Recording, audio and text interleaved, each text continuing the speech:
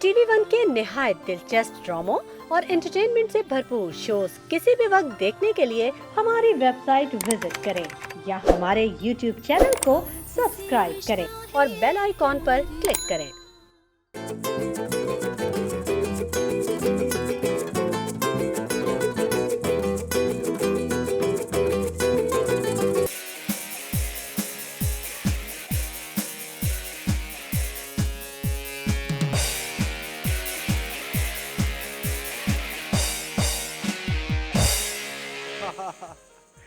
अस्सलाम वालेकुम ख़वातीन और आज़ाद, very good morning to all of you. आप सबको द मॉर्निंग स्टार में वेलकम कहते हैं।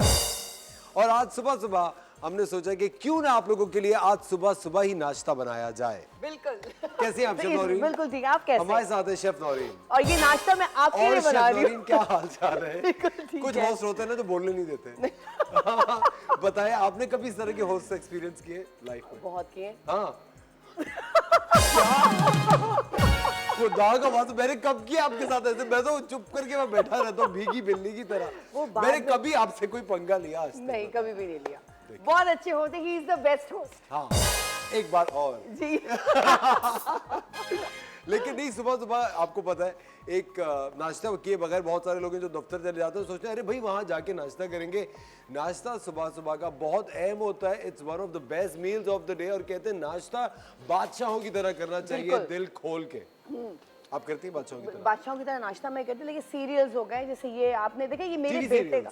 नहीं, सीरियल कौन देखता है? मैं खाती हूँ। हाँ। खाने वाला सीरियल। अच्छा, खाने वाला serial. Okay. Oats and all. अच्छा, ये जो मैं नाश्ता बना रही हूँ ना आज, दिस इज अमेरिकन ब्रेकफास्ट है जो कि पोच्ड एग्स के साथ बनेगा। और आप क्या बना रहे हैं? आप सोचे मैं क्या बना रहा हूँ? आप बना रहे हैं उल्लू तो नहीं बना रहे? नौरीन, क्या बात है भाई, शेफ नौरीन के लिए तालियां। मैं जिस दिन इस तरह की बातें कर रहा था ना, मेरी अम्मी कहती कि कव्वा खा के आए हो, बोले चले जा रहे हो, बोले जा रहे हो। मैं कहा नहीं, मैं बना रहा हूँ कॉफी।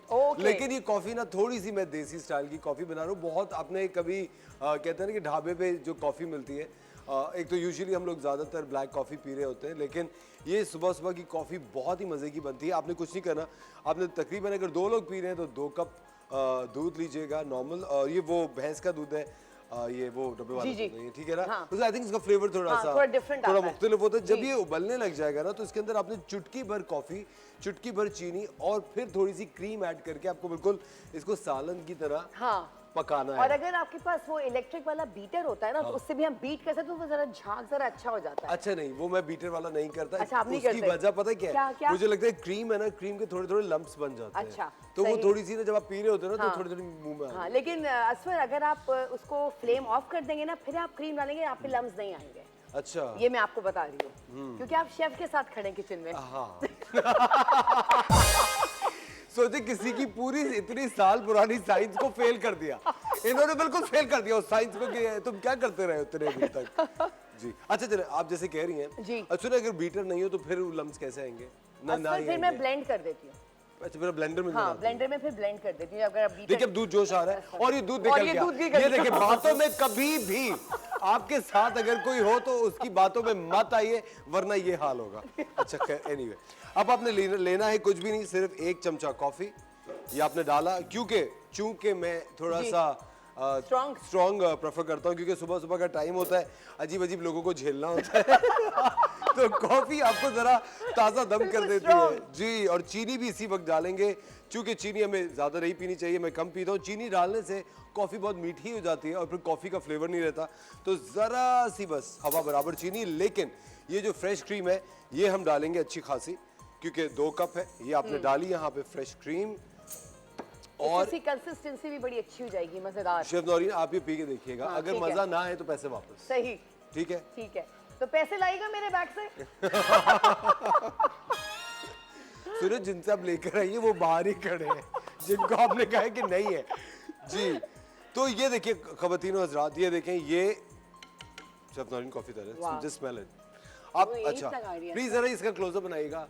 ये देखिए, ये जो चीज है, ये जो चीज आ रही है ना, मुझे ये पसंद है। हाँ, अच्छा, आपको ये पसंद है? मुझे ये पसंद है, तो मुझे लगता है कि इसकी वजह से ना कॉफी में थोड़ा सा ज्यादा, थोड़ा ही ज्यादा भी हो सकता है अगर हम ऊपर से भी डालेंगे ना थोड़ा सा, तो ये ज्यादा भी, जैसे लाते बनाते हैं, मोचा वजह सब कॉफीज बनाते हैं, डालें और डाल ज्यादा।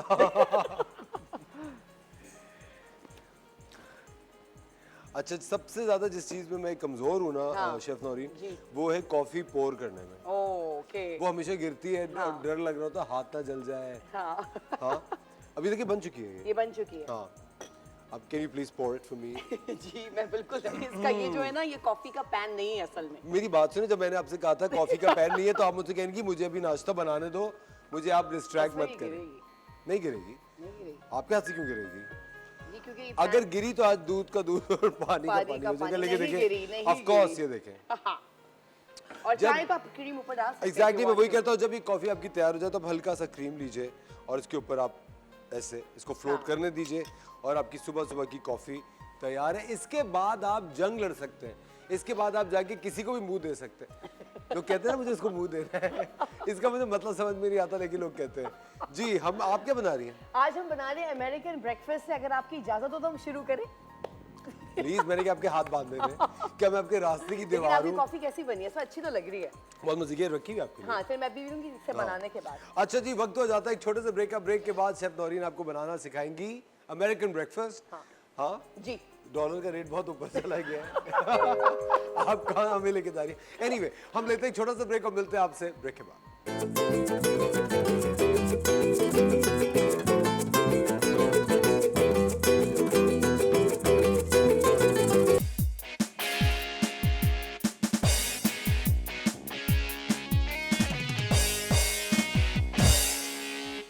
वेलकम बैक खवातीन और हज़रात, आप देख रहे हैं द मॉर्निंग स्टार। एक बार फिर आपको शो में वेलकम कहते हैं और इस वक्त आज हम आपके लिए बना रहे हैं सुबह सुबह बहुत ही हेल्दी अमेरिकन ब्रेकफास्ट।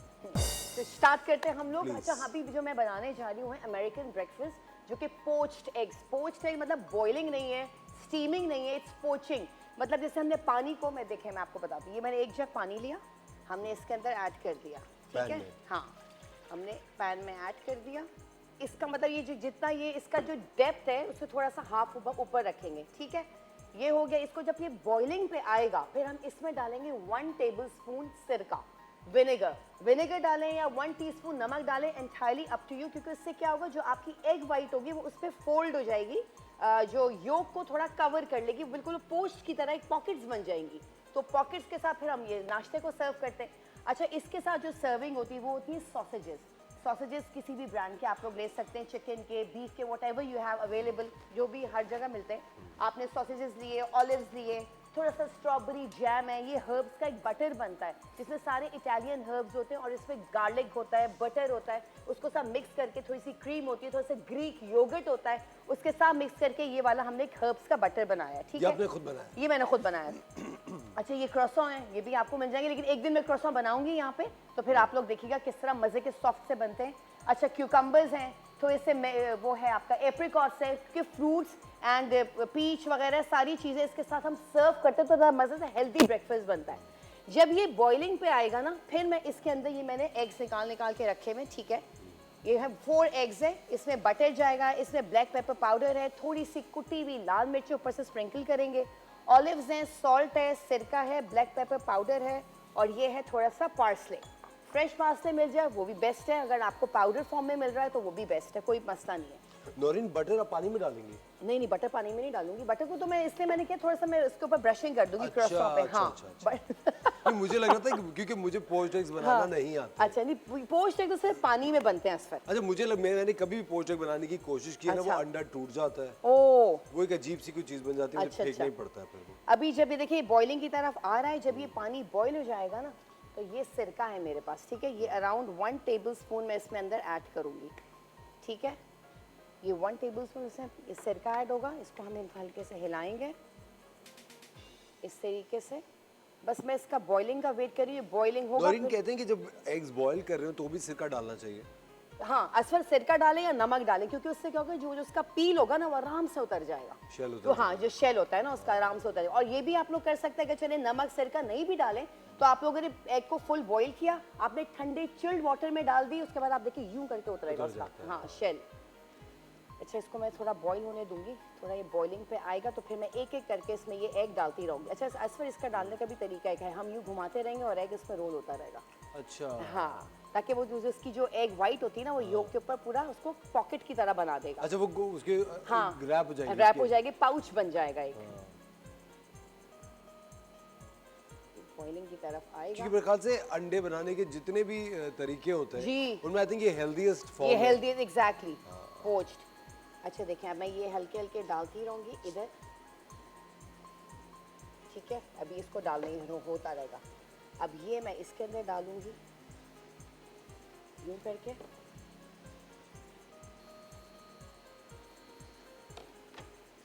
शेफजोरी इस तरह तो सूप में भी होता है। सूप में भी होता है एग्जैक्टली। जी इसी तरह जो अंडा तैर रहा होता है। बिल्कुल, सूप में भी होता है।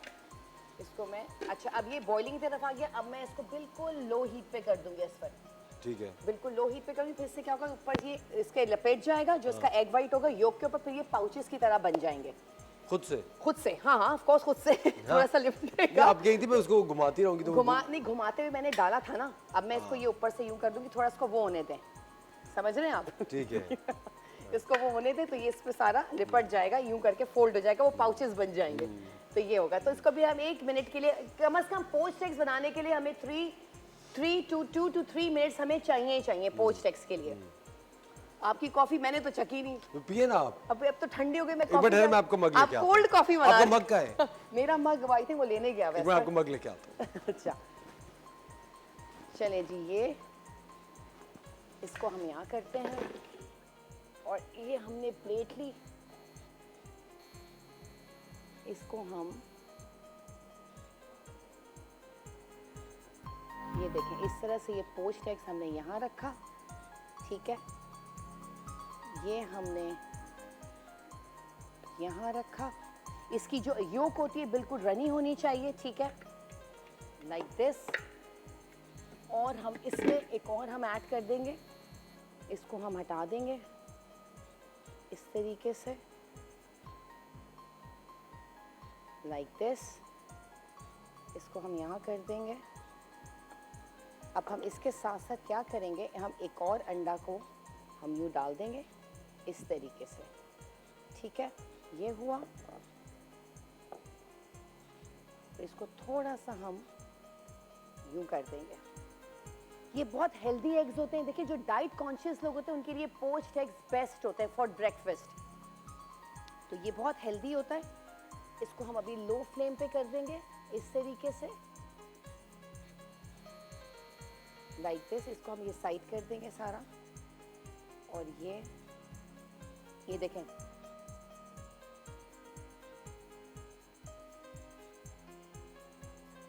इस तरीके से ये अपना पोचिंग की तरफ आ जाएगा। इसको ज्यादा बॉइलिंग पे मत लाइएगा क्योंकि फिर इसका जो योक होता है वो हार्ड हो जाएगा। हमें चाहिए बिल्कुल रनी किस्म का इसका योक, जैसे हम हाफ फ्राई एग बनाते हैं, हाफ फ्राई जिससे उसकी रनी योक होती है, इसी तरह इसकी भी रनी योक होगी।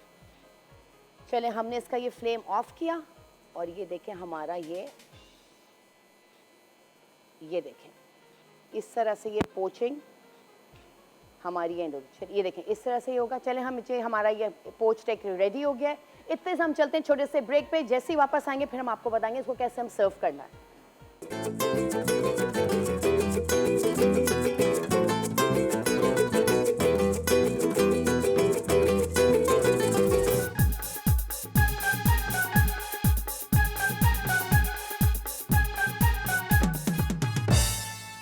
वेलकम बैक खवातीन और हज़रात, आप देख रहे हैं द मॉर्निंग स्टार। एक बार फिर आपको शो में वेलकम कहते हैं और ये आपकी coffee. Thank you sir, so very much. P के बताइए कैसी पी के बताती हूँ। वाकई बहुत अच्छी है, इट्स अमेजिंग। और शुगर विगर बिल्कुल ऑल सेट है। हाँ, क्योंकि मैंने शुगर डाली नहीं, बहुत थोड़ी सी डाली थी आपने। हाँ, हाँ। लेकिन अच्छा ताकि वो कॉफी का एक जो टेस्ट है वो रहे। It's really good. अच्छा ये हमारे पोच्ड एग्स रेडी हैं, ठीक है। लेकिन इसमें थोड़ा सा ये हुआ था कि आपको अगर फोल्ड करते रहेंगे तो एक पाउच सा बन जाएगा। थोड़े से बड़े अंडे होने चाहिए, लेकिन खैर ये हमारे पोच्ड रेडी हैं। इस पे हम क्या करेंगे, हल्की सी ये कुटी हुई लाल मिर्चें स्प्रिंकल करेंगे अगर आप लोगों को वो है, वरना ज़रूरी नहीं है, ठीक है। ये ब्लैक पेपर पाउडर है, ये इस पे स्प्रिंकल हो जाएगा लाइक दिस, ठीक है। अच्छा सॉल्ट है, ये इस पे स्प्रिंकल करेंगे हम, ठीक है। और ये पार्सले है, पाउडर फॉर्म में भी अगर फ्रेश हो तो वो डाल दें, लेकिन मैं हल्का सा इस पे स्प्रिंकल कर दूंगी। अच्छा ये ऑलिव्स मैंने इसमें वैसे ही ऑलरेडी लगाए हुए हैं इस पर, थोड़ा सा यहाँ से क्लियर कर देते हैं। तो ये हमारे जो है पोच्ड एग्स ये रेडी हो गया, हमारा अमेरिकन ब्रेकफास्ट। मैं इसके साथ सर्व करती, लेकिन इसमें जगह नहीं, आपने देखा है पूरा प्लेटर मैंने फुल किया हुआ आपके लिए। तो मैंने कहा आप अलग से इसको इसके साथ खाएंगे। और ये हमारा तैयार हो गया, हमारा ब्रेकफास्ट तैयार हो गया इस पर, बिल्कुल। और बहुत सारे लोग हैं जो कि बटर से, ऑयल से दूर रहते हैं, नहीं चाहते कि वो किसी भी किस्म की चिकनाई खाएं, तो उनके लिए पोच्ड एग्स एक बहुत ही बेहतरीन फॉर्मूला है। एग्जैक्टली और ये असफर ये डाइट कॉन्शियस लोगों के लिए बेस्ट है सबसे, मतलब जैसे मैं हूँ, मैं तो पोच्ड एग को ज्यादा प्रेफर करूंगी इंस्टेड ऑफ फ्राइड एग। अच्छा कभी कभी ऐसे संडेज होते हैं, वीकेंड्स होते हैं, तो दिल करता है फ्राई अंडा खाने का, वो जो पठान का पराठा होता है क्या मजे का होता उसके साथ कभी कभी दिल करता है, तो वो भी चले पोच्ड के साथ भी खा सकते, लेकिन वो फ्राइड एग की अलग बात होती है, वो रनी साइड जो सनी साइड होता है।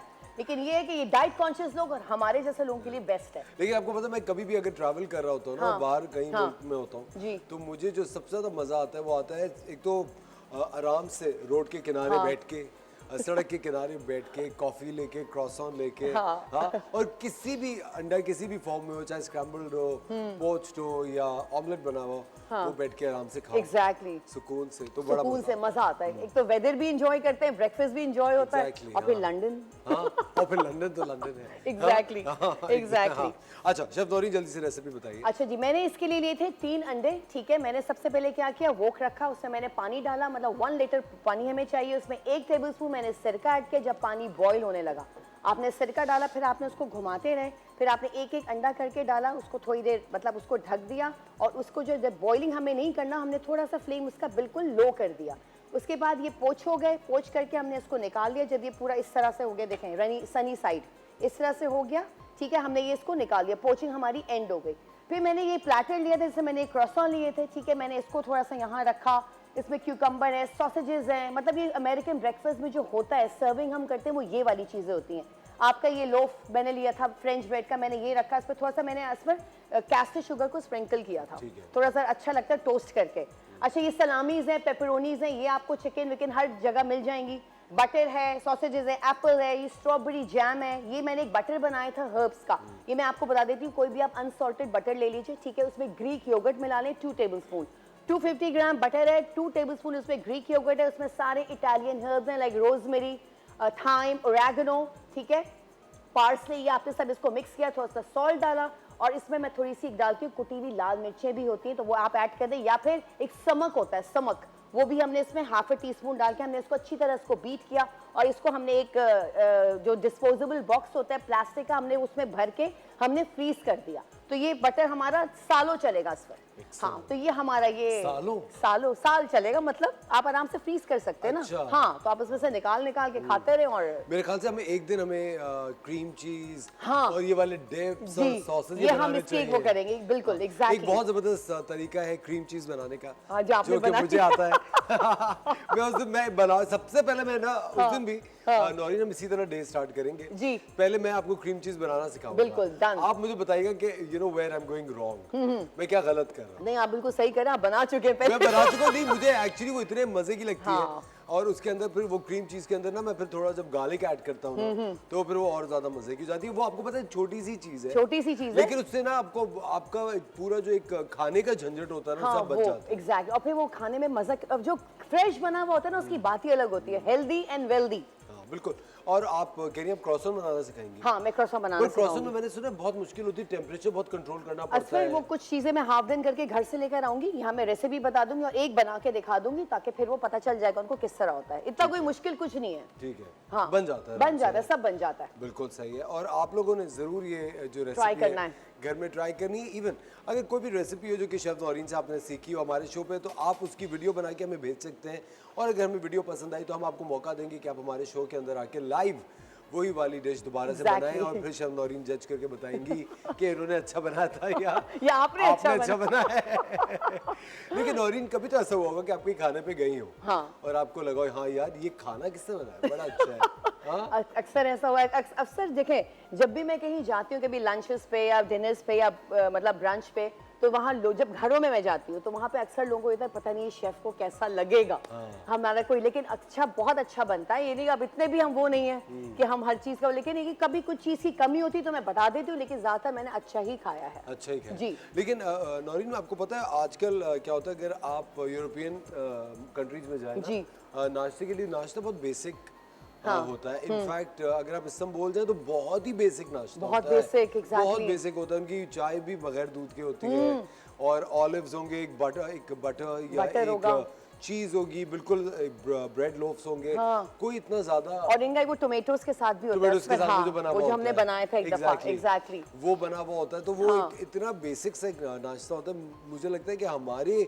जो ये खित्ता है जहाँ पे हम लोग पाकिस्तानीज और इंडियंस और श्रीलंकन्स, हम लोगों के नाश्ते मुझे लगता है बहुत ज्यादा एलैबोरेटेड, बहुत ज्यादा एलैबोरेटेड होता है, हैवी भी होते हैं, हैवी भी मेरे ख्याल से जो मिसाल है ना कि नाश्ता बादशाहों की तरह हाँ, करना तो वो चाहिए, हमारी हम मुल्क का वो है। जरूर मानते हैं। हाँ, और मेरे ख्याल exactly। से हम रात तक वही चलाते वही हैं, चलाते है ना। नाश्ता टाइम कहते हैं बादशाहों की तरह खाते रहो सुबह हाँ। दोपहर शाम, लेकिन नाश्ता एक बहुत ही इंपॉर्टेंट चीज़ है। बेस्ट। और आप अगर नाश्ते के बगैर अपने काम पे जा रहे हैं, दिन स्टार्ट कर रहे हैं, तो आपके अंदर एक कुदरती तौर पे एक एनर्जी लेवल्स डाउन रहेंगे, आपका मूड अच्छा नहीं रहेगा। और अगर अच्छा ब्रेकफास्ट आपने किया होगा हेल्दी और पोर्शन कंट्रोल्ड, तो आपकी एनर्जी लेवल्स बड़े बेहतरीन रहेंगे, आप अच्छा महसूस भी करेंगे, हैवी भी महसूस नहीं करेंगे। और आपको पता है नाश्ता करने के बाद अगर आप ग्रीन टी पी लें तो उसमें भी कोई जायका नहीं है। You can have green tea ताकि वो हजम हो जाएगा, एग्जैक्टली। और फिर वो जो कैलोरीज बर्न होगी थोड़ी सी बर्न हो जाएंगी।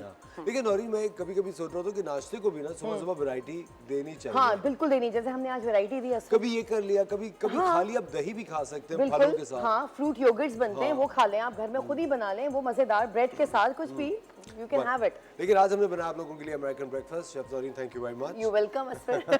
हम लेते हैं एक छोटा सा ब्रेक और मिलते हैं आपसे ब्रेक के बाद।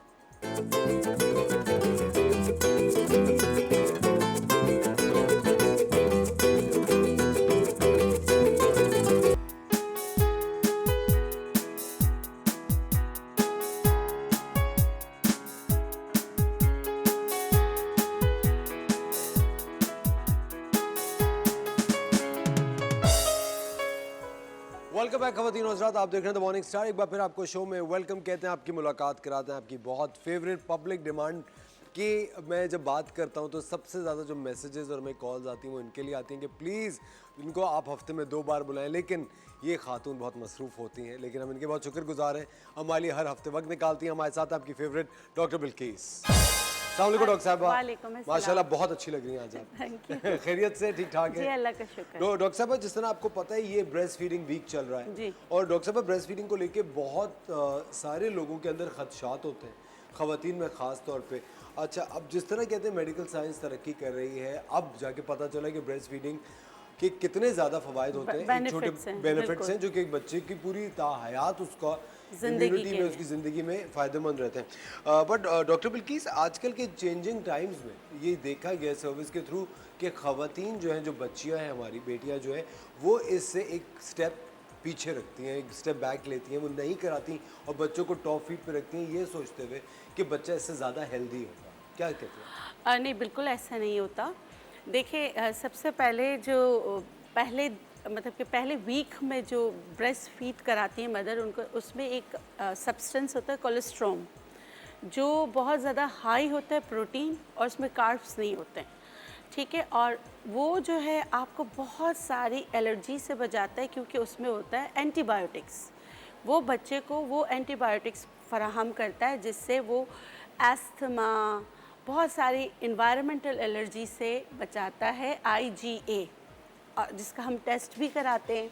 तो जो ब्रेस्ट फीड पर बच्चे होते हैं वो एलर्जिक कम होते हैं। और दूसरी बात, आजकल के ज़माने में शुगर बहुत ज़्यादा कॉमन हो गई है, बच्चों में शुगर बहुत ज़्यादा कॉमन हो गई है। तो जो ब्रेस्ट फीड के बच्चे होते हैं उसमें ये चीज़ जो है वो कम होती है।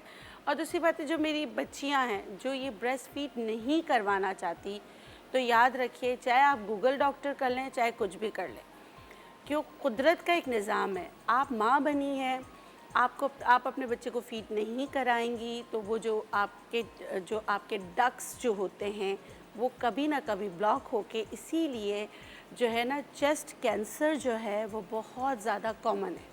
और इनका अगर रेशियो लिया है तो ये उनमें बहुत ज़्यादा कॉमन है जो ब्रेस्ट फीड नहीं करवाती। तो आप अपनी बीमारी से बचते हो और अपने बच्चे को पूरी ताहयात ज़िंदगी के लिए बहुत सारी चीज़ों से आप बचाते हो, क्योंकि वो जो 2 साल का पीरियड होता है, और इस्लाम भी यही कहता है कि बच्चे को 2 साल तक आप ब्रेस्ट फीड करवाएं। एक तो आपके बच्चे से बाउंडिंग बहुत अच्छी होती है, बहुत सारे हार्मोन्स की सिक्रीशंस होती है, और आपका मतलब ऐसा होता है ना, जो वो मोटापा और आपका यूट्रस अपनी जगह पर आना, आपका मोटापा के बायस बनने वाली बहुत सारी चीज़ें वो ख़त्म होती है। ये बिल्कुल जो है ना गलत कॉन्सेप्ट है कि आप ब्रेस्ट फीड कराओगे तो आपका जो हुस्न है वो ख़राब हो जाएगा।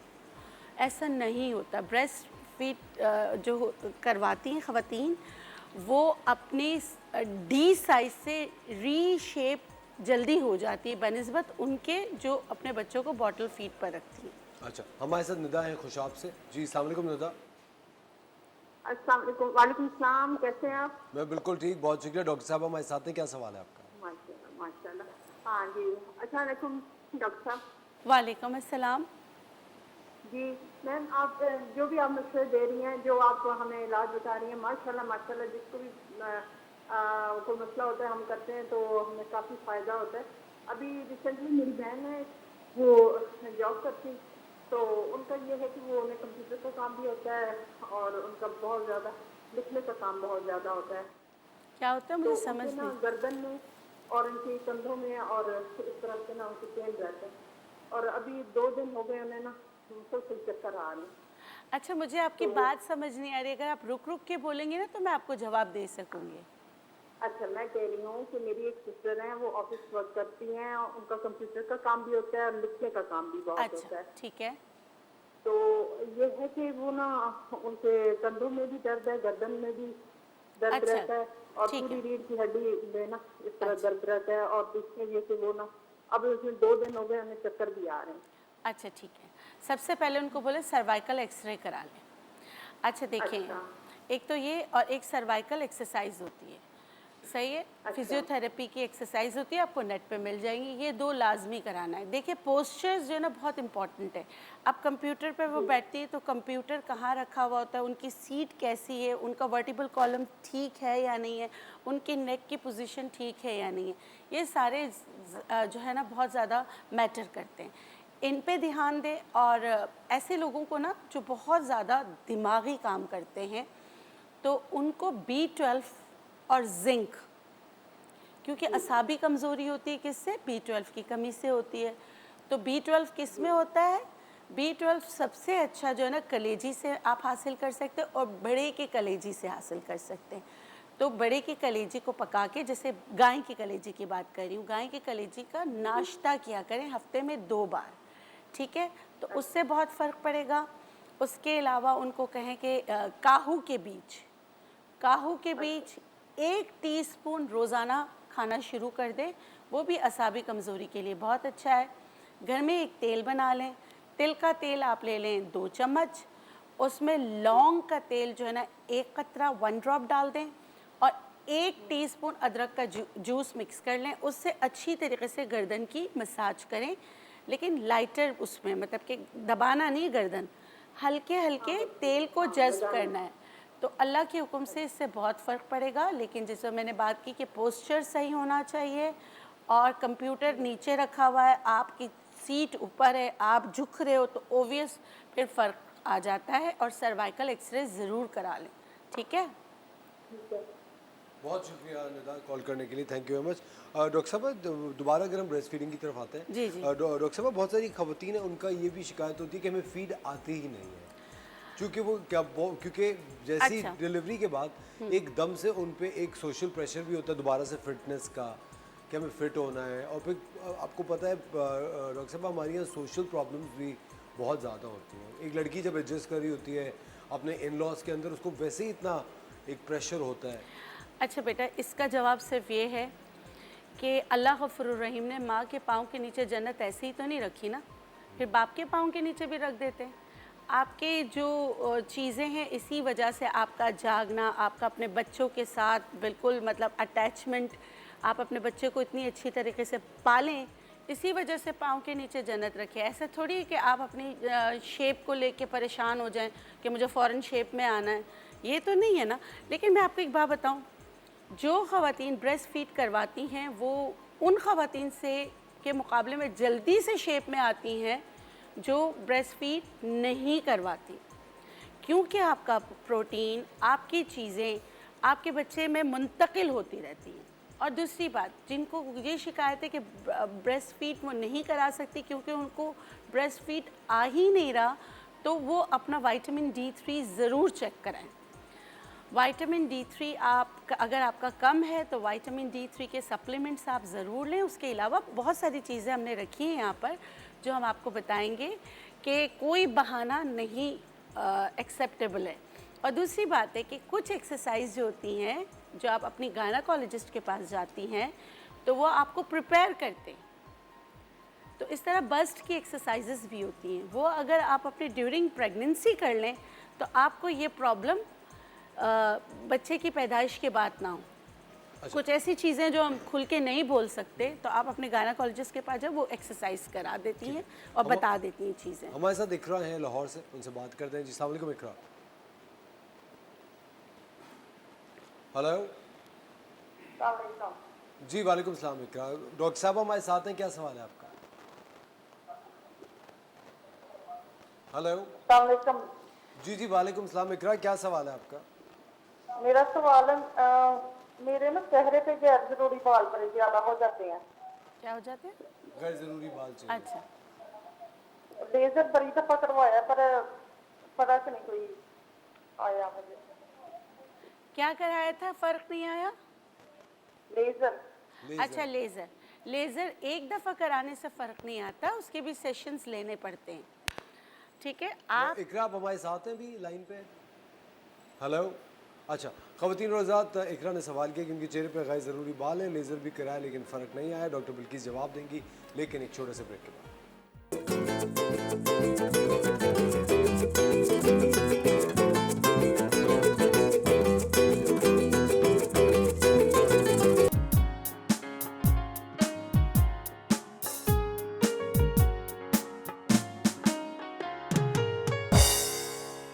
ख़वातीन और हज़रात, एक बार फिर आपको शो में वेलकम कहते हैं। आप देख रहे हैं द मॉर्निंग स्टार। हमारे साथ एक कॉलर हैं और डॉक्टर बिल्किस भी हैं। अभी पहले कॉलर से बात करते हैं। हमारे साथ हैं सना कराची से। अस्सलाम वालेकुम सना। वालेकुम अस्सलाम। अस्सलाम वालेकुम अफजल भाई, क्या हाल है आपके? सब बिल्कुल ठीक, thank you very much Sana. Doctor साहब हमारे साथ हैं, क्या सवाल है आपका?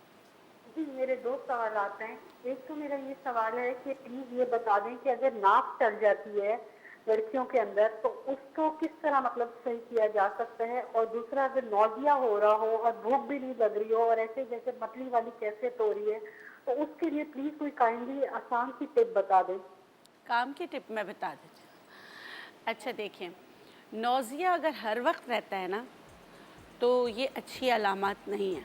देखिए, एक प्रेग्नेंट वुमेन को रहता है तो वो समझ आता है कि वो फैमिली वे में है, प्रेग्नेंट है इसलिए रह रहा है। लेकिन आम अगर आपको हर वक्त नौजिया रहता है तो आप प्लीज़ अपना किडनी, अपना लीवर चेक कराएं। बाज़ औक़ात आपके गॉल ब्लैडर का डक बंद हो रहा होता है और उसके अलामत आपको पहले क्या होता है कि आपको नौजिया रहना शुरू होता है। और हम सिर्फ निज़ाम हज़म की चीज़ें खाते हैं और वो बहुत ज़्यादा डेंजरस होता है कि वो जो है ना आपको कैंसर भी हो सकता है, किसी को भी, अल्लाह ना करे किसी को हो। मैं डरा नहीं रही हूँ, लेकिन मैं सिर्फ आपको ये समझा रही हूँ कि हर वक्त का नौजिया रहना ना गॉल ब्लैडर में स्टोन भी हो सकता है। तो पहले एक अल्ट्रासाउंड होल एब्डोमेन का कराएं। और एक कारामत मैं आपको नौजिया के लिए बता रही हूँ। आपने क्या करना है, लीमू को जो है ना पहले तो आप उसको जैसे हम चूल्हे पे रख के थोड़ा सा उसको गर्म कर लेते हैं, फिर उसको काटें, उस पर चीनी और काली मिर्चें, चीनी काली मिर्ची। अगर नौजिया आपको इंडाइजेशन की वजह से है, बुखार की वजह से है, तो आप यकीन करें आपको बहुत फ़र्क पड़ेगा। उसको जैसे चाटना है, उसका जूस निकाल के पीना नहीं है। वो चीनी, काली मिर्च और काला नमक नहीं, सॉरी काली मिर्च, उसके साथ आपको उसको चाटना है। अल्लाह के हुक्म से आपका ये जो नौजिया है वो आहिस्ता आहिस्ता सही हो जाएगा। अगर इसका कॉज मैंने आपको बता दिया, कोई ऐसा है कि 1-2 दिन में सही होने वाला, या बुखार की वजह से, या कोई पेट का कोई ऐसा आपने ग़िज़ा खा लिए तो नहीं, तो आप प्लीज़ अपना चेकअप ज़रूर करवाएं। अच्छा, उन्होंने कहा कि नाफ चढ़ जाती है उसका। नाफ चढ़ जाती है। नाफ के लिए मैं आपको बताऊं कि अब बेली बटन में ना आप 3 उंगलियां इस तरह करके डालें तो आप देखें कि आपको धड़कन कहाँ से महसूस हो रही है, किस उंगली की तरफ से महसूस हो रही है। मिसाल के तौर पर मैं आपको बताती हूँ कि यहाँ महसूस हो रही है, तो पेट के हिस्से को ना ऐसे तेल लगा के आहिस्ता आहिस्ता इस तरफ लाना, नाफ की तरफ लेकर आना शुरू करें। और सीधा लेटकर एक्सरसाइज होती है कि ना जो टांगों को जो है ना एल शेप में उठाना, आपकी आधी बॉडी और एल शेप में उठाना, जिनकी बार बार नाव चढ़ती है ना, आप ये करके देखें, आपको अल्लाह के हुक्म से बहुत फ़र्क पड़ेगा। और ये जो नाव बिठाने का मैंने आपको तरीक़ा बताया, इससे आप नुकसान नहीं उठाएंगे कि जिस तरफ से आप जैसे 3 उंगलियां डाल के बेली बटन में देख ले, जिस तरफ से आपको धड़कन महसूस हो रही है उस तरफ से आप मालिश करना शुरू कर दें, तो इंशाल्लाह उससे फ़र्क पड़ेगा। अच्छा डॉक्टर बिल्किस, ब्रेक पे जाने से पहले हमारी कॉलर थी जी लाहौर जी, से। अनवांटेड हेयर के लिए देखिए, सबसे पहले आप एक सेशन लेज़र का कराएंगे कभी भी फ़र्क नहीं पड़ेगा, और लेज़र से फ़र्क यूँ नहीं पड़ेगा अगर आपको हार्मोनल इम्बैलेंस है तो।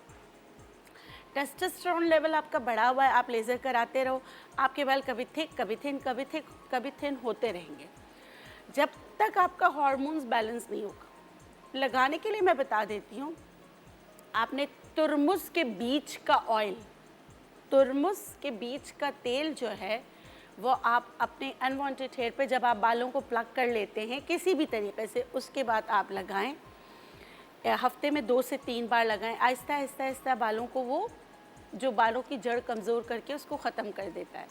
लेकिन हार्मोन्स का टेस्ट ज़रूर कराएं, अपने हार्मोन को बैलेंस कराएं, ठीक है। अच्छा, हमारे साथ कॉलर है, उनसे बात करते हैं। हेलो जी, अस्सलाम वालेकुम। वालेकुम अस्सलाम। जी महविश बात कर रही हैं। जी महविश, क्या सवाल है आपका? जी मुझे डॉक्टर साहब से बात करनी है। मेरी ना डिलीवरी हुई है 2 साल पहले बच्ची, तो मेरी कमर का दर्द नहीं जा रहा मुसलसल, अच्छा इसके मैंने, हाँ जी। अच्छा, मुझे एक बात बताएं, जो आपको डिलीवरी के बाद जो आपको आयरन सप्लीमेंट्स सारी डॉक्टर ने दी होंगी वो आपने पूरी की थी? हाँ जी हाँ जी, 1 से 1.5 महीना उन्होंने कहा था, मैंने मुसलसल मुकम्मल खाई है। अच्छा, विटामिन D3 अपना चेक कराएगा, आयरन अपना चेक करवाएगा, साथ में आप क्या करेंगे, कमर कस बूटी है, वो गोंद है, बूटी नहीं है, गोंद है, उसको आप 1 चम्मच लेंगी देसी घी, कमर कस आप तकरीबन 3 से 4 चम्मच लेंगी, देसी घी में कमर कस को भून लीजिएगा, आपकी दवा तैयार हो गई। इसको फिर पीस के पाउडर बना लीजिएगा। 1/4 चम्मच 1 कप गर्म दूध में डाल के शाम 4-5 बजे तक पी लीजिएगा। तो आहिस्ता आहिस्ता देखेंगी अल्लाह के हुक्म से, अगर आप कह रही हैं कि डिलीवरी के बाद आपको ये प्रॉब्लम हुई है तो इंशाल्लाह सही हो जाएगी। Okay, thank you. Thank you Mahvish, बहुत बहुत शुक्रिया कॉल करने के लिए। अच्छा डॉक्टर बिल्किस, हम बात कर रहे थे ब्रेस्ट फीडिंग वीक चल रहा है उसके ऊपर।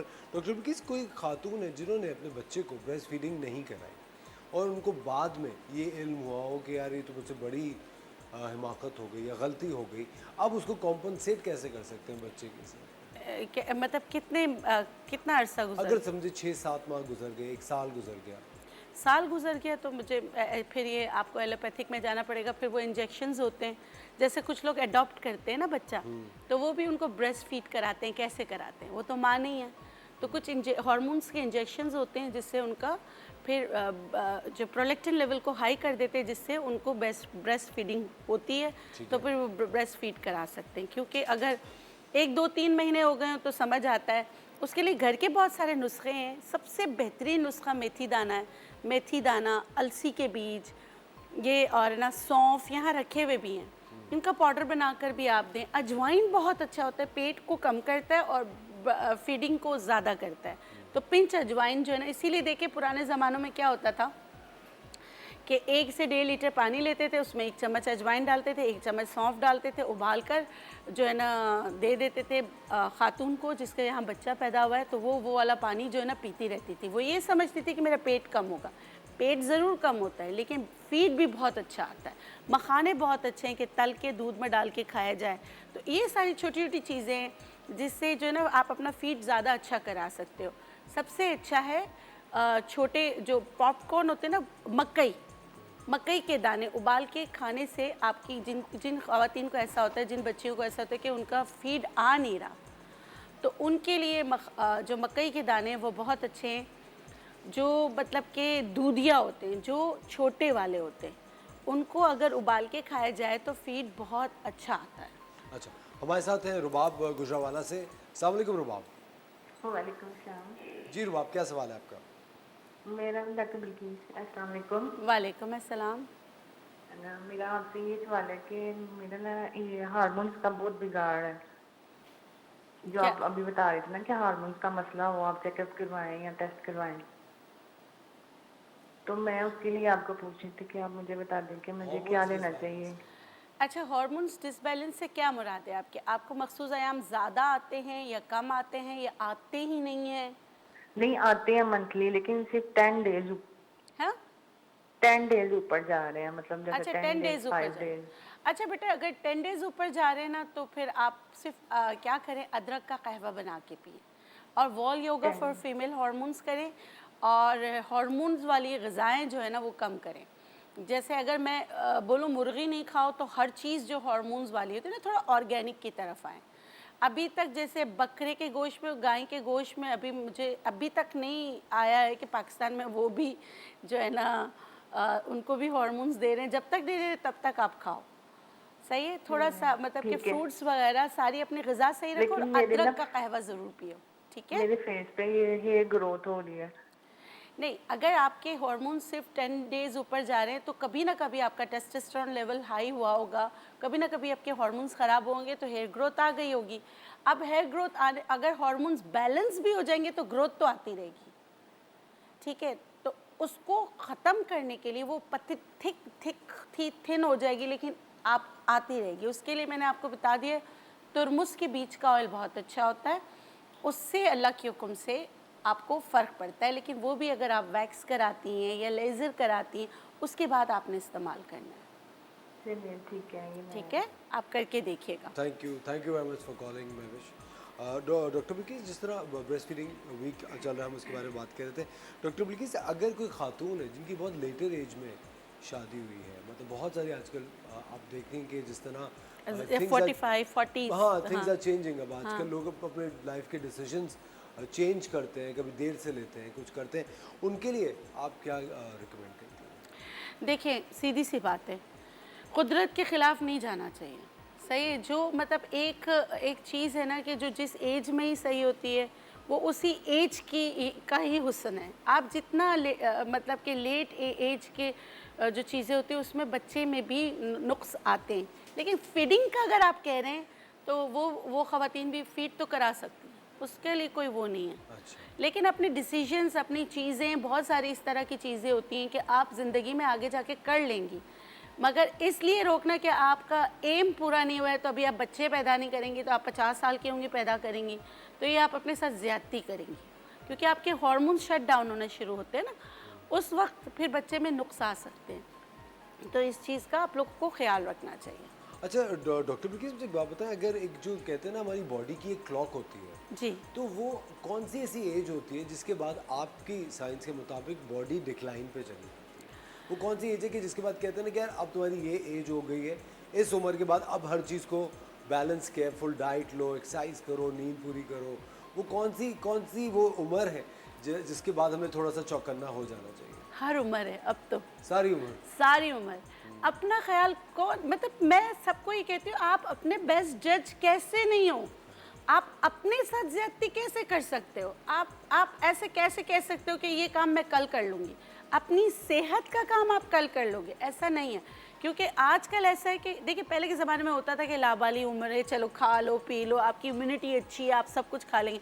आजकल आप देखेंगे बच्चों में कैंसर, शुगर कितना है, कोलेस्ट्रॉल बच्चों का बढ़ा हुआ है, शुगर उनमें, कैंसर उनमें कितनी बीमारियां आ गई है। तो अब हम कैसे कह सकते कि ना अब ये इस उम्र के बाद आप खा लें, इस उम्र के बाद आप खा लें। ख्याल करें, चीट डे रखें, ज़िंदगी को एंजॉय करें, लेकिन इसका हरगिज़ ये मतलब नहीं है कि आप अपनी सेहत के साथ खेलें। हर दिन तो चीट डे नहीं होता है ना। मैं अपने पेशेंट को भी ये कहती हूँ कि मैं आपको ज़िंदगी की मतलब कि एन्जॉयमेंट से रोक नहीं रही हूँ, लेकिन आप ख़ुद बताएं कि जो इंसान ने चीज़ें पैदा की हैं उनके बहुत सारे रीज़न्स हैं।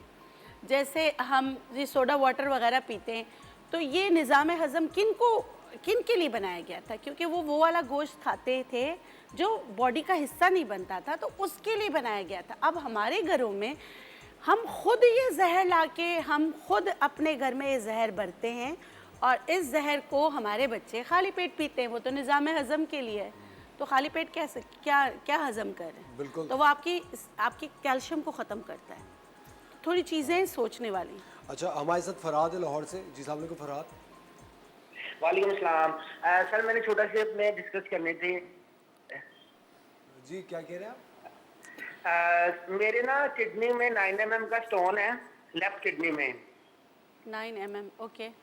जी मैम, वो ना किडनी से बाहर जो है यूरिन वेन में जो है ना स्टक हुआ है। तो मैंने ना 4 से 5 दिन पहले डॉक्टर से शुआएं जो होती है उसका ट्रीटमेंट करवाया था। तो उन्होंने ये कहा था कि ना आपका ना स्टोन ब्रेक हो चुका है, अब वो पास आउट हो जाएगा यूरिन से। लेकिन वो अभी तक पास आउट नहीं हुआ ना, यानी कि कोई रेड, वो कह रहे थे रेड बन के निकल सकता है या स्टोन हो के।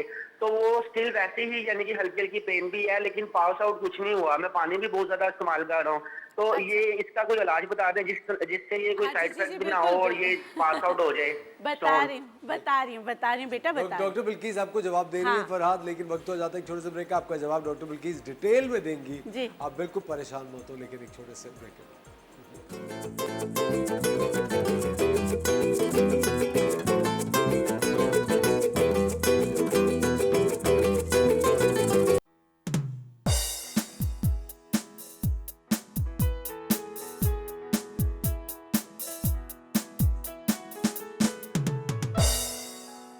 वेलकम बैक खवातीन और हज़रात, आप देख रहे हैं द मॉर्निंग स्ट्राइक। फिर आपको शो में वेलकम कहते हैं। डॉक्टर बिल्किस हमारे साथ हैं।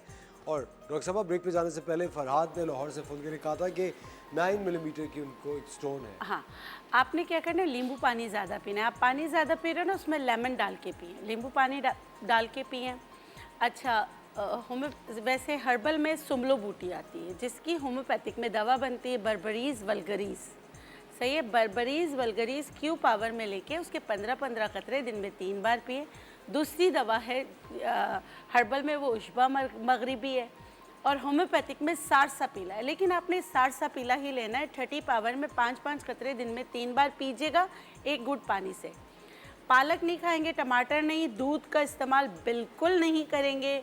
और जो है ना, इंशाल्लाह जो आपका लेज़र से उसको ब्रेक कर दिया है, अल्लाह के हुक्म से निकल जाएगी। लेकिन जब आपको पथरी निकल जाए तो भी आपने ये जो चीज़ें हैं बर्बरीज वल्गरीज क्यू पावर में और नींबू पानी जारी रखना है, सिर्फ सारसा पीला बंद करना। तो इंशाल्लाह, क्योंकि उसके निकलने के बाद जो इन्फेक्शन वगैरह है उसको भी क्योर करने में ये आपकी मदद करेगी। हमारे साथ रजिया की कॉल है, शेख अबूर हसन से बात करते हैं। अस्सलाम वालेकुम रजिया। अस्सलाम सलाम।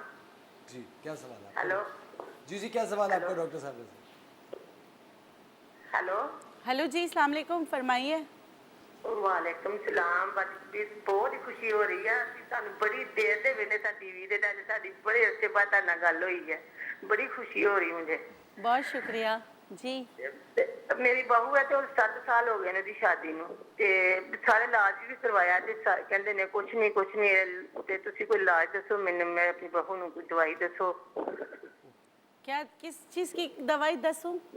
क्या हुआ है? बच्चा नहीं है, बच्चे नहीं है। अच्छा, बच्चे नहीं, 10 साल हो गए। 7 साल हो गए, 7 साल हो गए ने। बड़ी अच्छा, दवाई करवाई है। अच्छा, आप ऐसे कीजिएगा, इंशाल्लाह नेक्स्ट वेडनेसडे का प्रोग्राम देखिएगा तो फिर मैं मेल फीमेल दोनों के लिए क्या मसाइल होते हैं तो आपको 2-3 बहुत अच्छी रेमेडी बता दूंगी सामने रख कर। लेकिन देखिए, अगर 10 साल हो गए या 7 साल हो गए, क्या मेल यानी कि अपने बेटे का आपने सीमेन एनालिसिस कराया है? उसका टेस्ट होता है, एक ज़रूरी टेस्ट, वो करा लें। ख़वातीन में सारे टेस्ट करा लेते हैं लेकिन विटामिन D3 नहीं कराते। और मेरे पास जो है ना, जब ख़वातीन आती हैं तो मैं जब उनका विटामिन D3 कराती हूँ तो विटामिन D3 इतना कम होता है कि वो भी कंसीव नहीं करने में एक रोल अदा करता है। विटामिन D3 सही होना चाहिए, फॉलिकुलर स्टिमुलेटिंग हार्मोन सही होना चाहिए, LH लीथल हार्मोन सही होना चाहिए, एंटी मुराल हार्मोन, अगर बच्चा नहीं हो रहा होता तो एंटी मुराल हार्मोन भी कराते हैं कि उसमें कोई ख़राबी तो नहीं है, फिर ट्यूब ब्लॉक तो नहीं है। तो ये सारी चीज़ें होती हैं। अब किस किस रीज़न की वजह से है वो नहीं पता ना। अगर ट्यूब कुदरती ब्लॉक नहीं है, अल्लाह की तरफ से नहीं है, और टीबी की वजह से या किसी इन्फेक्शन की वजह से ब्लॉक हो गई तो इसका इलाज है। और अल्हम्दुलिल्लाह मेरे बहुत सारे पेशेंट जिनके ट्यूब ब्लॉक थे टीबी की वजह से और इन्फेक्शन की वजह से, अल्हम्दुलिल्लाह अल्लाह गफूर रहीम ने उनको औलाद से नवाजा है। तो अगर ये भी मसाइल हैं तो इंशाल्लाह नेक्स्ट वेडनेसडे को हम 3 रेमेडीज़ बता देंगे, एक मेल के लिए, एक ऐसे कंसीव करने के लिए, एक ट्यूब ब्लॉक के लिए। ठीक है? बहुत शुक्रिया रज़िया कॉल करने के लिए, थैंक यू वेरी मच। अच्छा डॉक्टर बिल्किस, आज आप क्या रेमेडी बता रही हैं? आज तो बातों बातों में सारी रेमेडी बता दी, लेकिन फिर भी मैं बता देती हूँ। जैसे कॉटन सीड्स होते हैं ना, कपास के बीज, कपास के बीज होते हैं, वो भी बहुत अच्छे होते हैं। अगर फीड नहीं आ रहा होता तो मिल जाते हैं। ये भी आप जो है ना उसे पंसार से लेके इसको भी दूध में उबाल कर आप इस्तेमाल कर सकते हैं, उससे भी फ़र्क पड़ता है। रेशियो में बता देती हूँ, 1 चम्मच और दूध जो है 2 ग्लास, और उसमें जो है ना 1 ग्लास आपने पानी डालना है। फिर इसको इतना पकाना है कि फिर ये 2 ग्लास रह जाए, तो 1 ग्लास सुबह 1 ग्लास शाम। आप चीनी या मिश्री या शहद इसमें डाल सकते हैं। दूसरा मेथी दाना, अच्छा इसमें है सौंफ, अजवाइन और अलसी के बीज। ये चारों चीज़ें हम वज़न है, लेकिन अलसी के बीज को आप तवे पे थोड़ा सा भून के अलग रख लेंगे, इसको हल्का सा कूट लेंगे अलग से, ठीक है। बाकी इन तीनों चीज़ों को आप ब्लेंड कर लें, आपकी दवा तैयार हो गई। ये नर्सिंग मदर जिनको ये शिकायत होती है कि उनको फीड नहीं आ रहा, या उनके बच्चे कहते कि नहीं बच्चे को भूख बहुत लगती है ना, तो ऊपर का हमने दूध लगा दिया है, गलत। इस दुनिया में जिसमें अब हम रह रहे हैं, ये एक वायरस की दुनिया है। हमारे इर्द गिर्द सारे वायरसेस घूम रहे हैं। अगर आप अपने बच्चे को सेहत देना चाहती हैं तो 3 से 6 महीने कम से कम बेस्ट फीड जो है वो ज़रूर करवाएं। हुलिये बहाने अगर आपके पास है तो वो आ जाए, हम आपको चीज़ें बता देते हैं, तो आप उनका इस्तेमाल करें। लेकिन अपने बच्चों को बीमारियों से बचाने के लिए प्लीज़ आप ब्रेस्ट फीडिंग ज़रूर करवाएं। ये सारी चीज़ें पीस के पाउडर बना लें, 1 चम्मच आप ले लीजिए, और उसके बाद जो है ना 1 टीस्पून जो है ना दिन में 2 बार आप फाँक सकती है, उससे आपको फ़र्क पड़ता है। दूसरा घर का टोटका ये है कि आप जो मतलब कि एग जो है उसको कच्चा पका पका कर उस पर आप जो है थोड़ा सा सफ़ेद ज़ीरा छिड़क दें और वो खा लें, उससे बहुत फ़र्क पड़ता है। जो आपकी फीड जो है वो अच्छी हो जाती है। और ये सारी चीज़ें अगर आप देखें, जो हमारा 4th हार्मोन है, जो पेक्टोरियल मसल यानी बस्ट जो है, उसको सही करने में, उसके प्रोलैक्टिन लेवल को बढ़ाने में आपकी मदद करते हैं। और ब्रेस्ट फीडिंग मदर के प्रोलैक्टिन लेवल अगर बढ़ेगा तो उनकी फीड अच्छी आएगी, ठीक है। हमारे साथ मारिया गुजरावाला से। अस्सलाम वालेकुम मारिया। वालेकुम सलाम, मैं डॉक्टर बिल्किस बात कर रही हूँ। जी जी फरमाइए। अस्सलाम वालेकुम। वालेकुम सलाम, क्या हाल है आपका?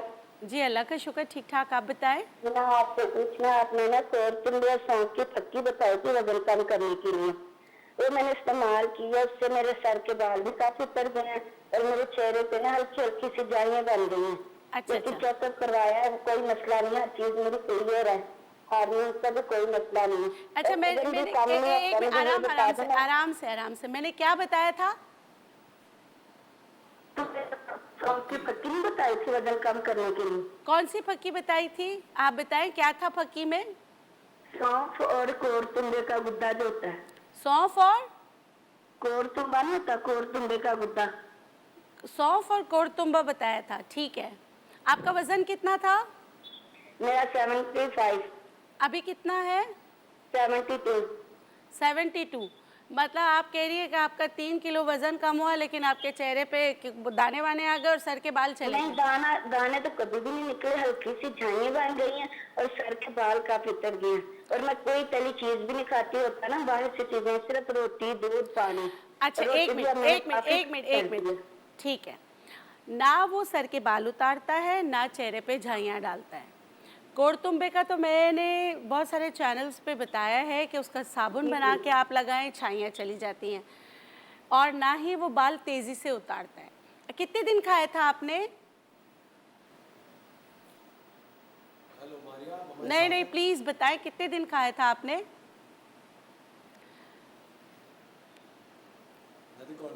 अच्छा देखें, कोरतुंबे की फक्की मैंने बताई थी, मैजिक सौंफ मेरी सबसे हाईएस्ट सेल प्रोडक्ट है। वो किन के लिए अच्छा है? जिनको बहुत ज़्यादा कॉन्स्टिपेशन रहता है, उसकी वजह से मोटापा है, उसकी वजह से जोड़ों में दर्द है, उसकी वजह से चीज़ें मसाइल हैं, तो उसको जो है हमारी जो प्रोडक्ट है वो ऐसी है। अब आपने खुद बनाई है तो अब मैंने कभी भी नहीं बोला कि आप बाज़ार से जाके ना सूखा वाला ले लें। मैं हमेशा कहती हूँ गीला लेके उसको काट के बीज निकालें, उसके गूदे में अच्छी तरह मिक्स कर लें। अगर आपने सूखा भी लेना है तो उसको पहले जो है ना आप भिगो दें, फिर उसका इस्तेमाल करें। अब पता नहीं आपने कैसे इस्तेमाल किया हो, खैर बहरहाल बाल गिर रहे हैं तो आपको मैंने बहुत सारी सर की रेमेडीज़ बताई, वो इस्तेमाल करें। Thank you very much doctor Bilkis, बहुत बहुत शुक्रिया आपका। ख़वातीन और हज़रात, वक्त हो जाता है एक ब्रेक का, मिलता है आपसे ब्रेक के बाद।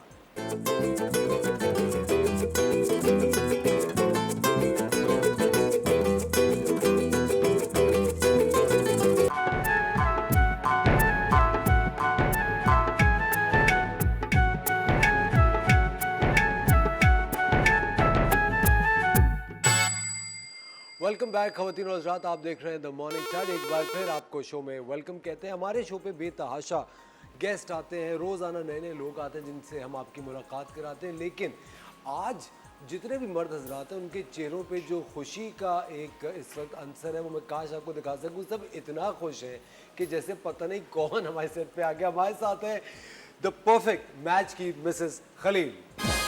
जी हाँ, मिसेस खलील शादियाँ कराती है द परफेक्ट जोड़ी की। मिसेस खलील हमारे साथ यहाँ मौजूद है। मिसेस खलील कैसी हैं आप? खैरियत से?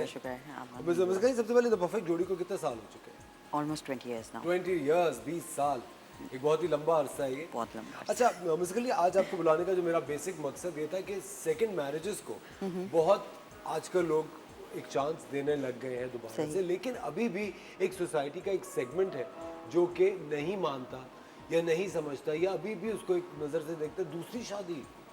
हाँ, उसके बारे में क्या कहेंगे आप? देखिए, डिपेंड करता है, रीजंस होती हैं लोगों की, डिफरेंट रीजंस हैं। किसी के बच्चे नहीं हैं, ठीक है, वो शादी करना चाहता है, किसी को कोई सपोर्ट करना चाहता है। तो अगर सेकंड मैरिज कोई करना चाहता है तो उसमें कोई हार्म नहीं है। ये एक क्राइम समझते हैं लोग कि दूसरी शादी कर रहे हैं तो ये गलत है। गलत नहीं है, इस्लाम में भी है। आप देखें तो उसमें भी लिखा है कि आप 4 शादियाँ कर सकते हैं। अगर करना चाहें, अफोर्ड कर सकते हैं, हाँ, आप हुकूक बराबर दें, आप अपने राइट्स देखें, करें आप, उसमें कोई हर्ज नहीं है दूसरी शादी करने में।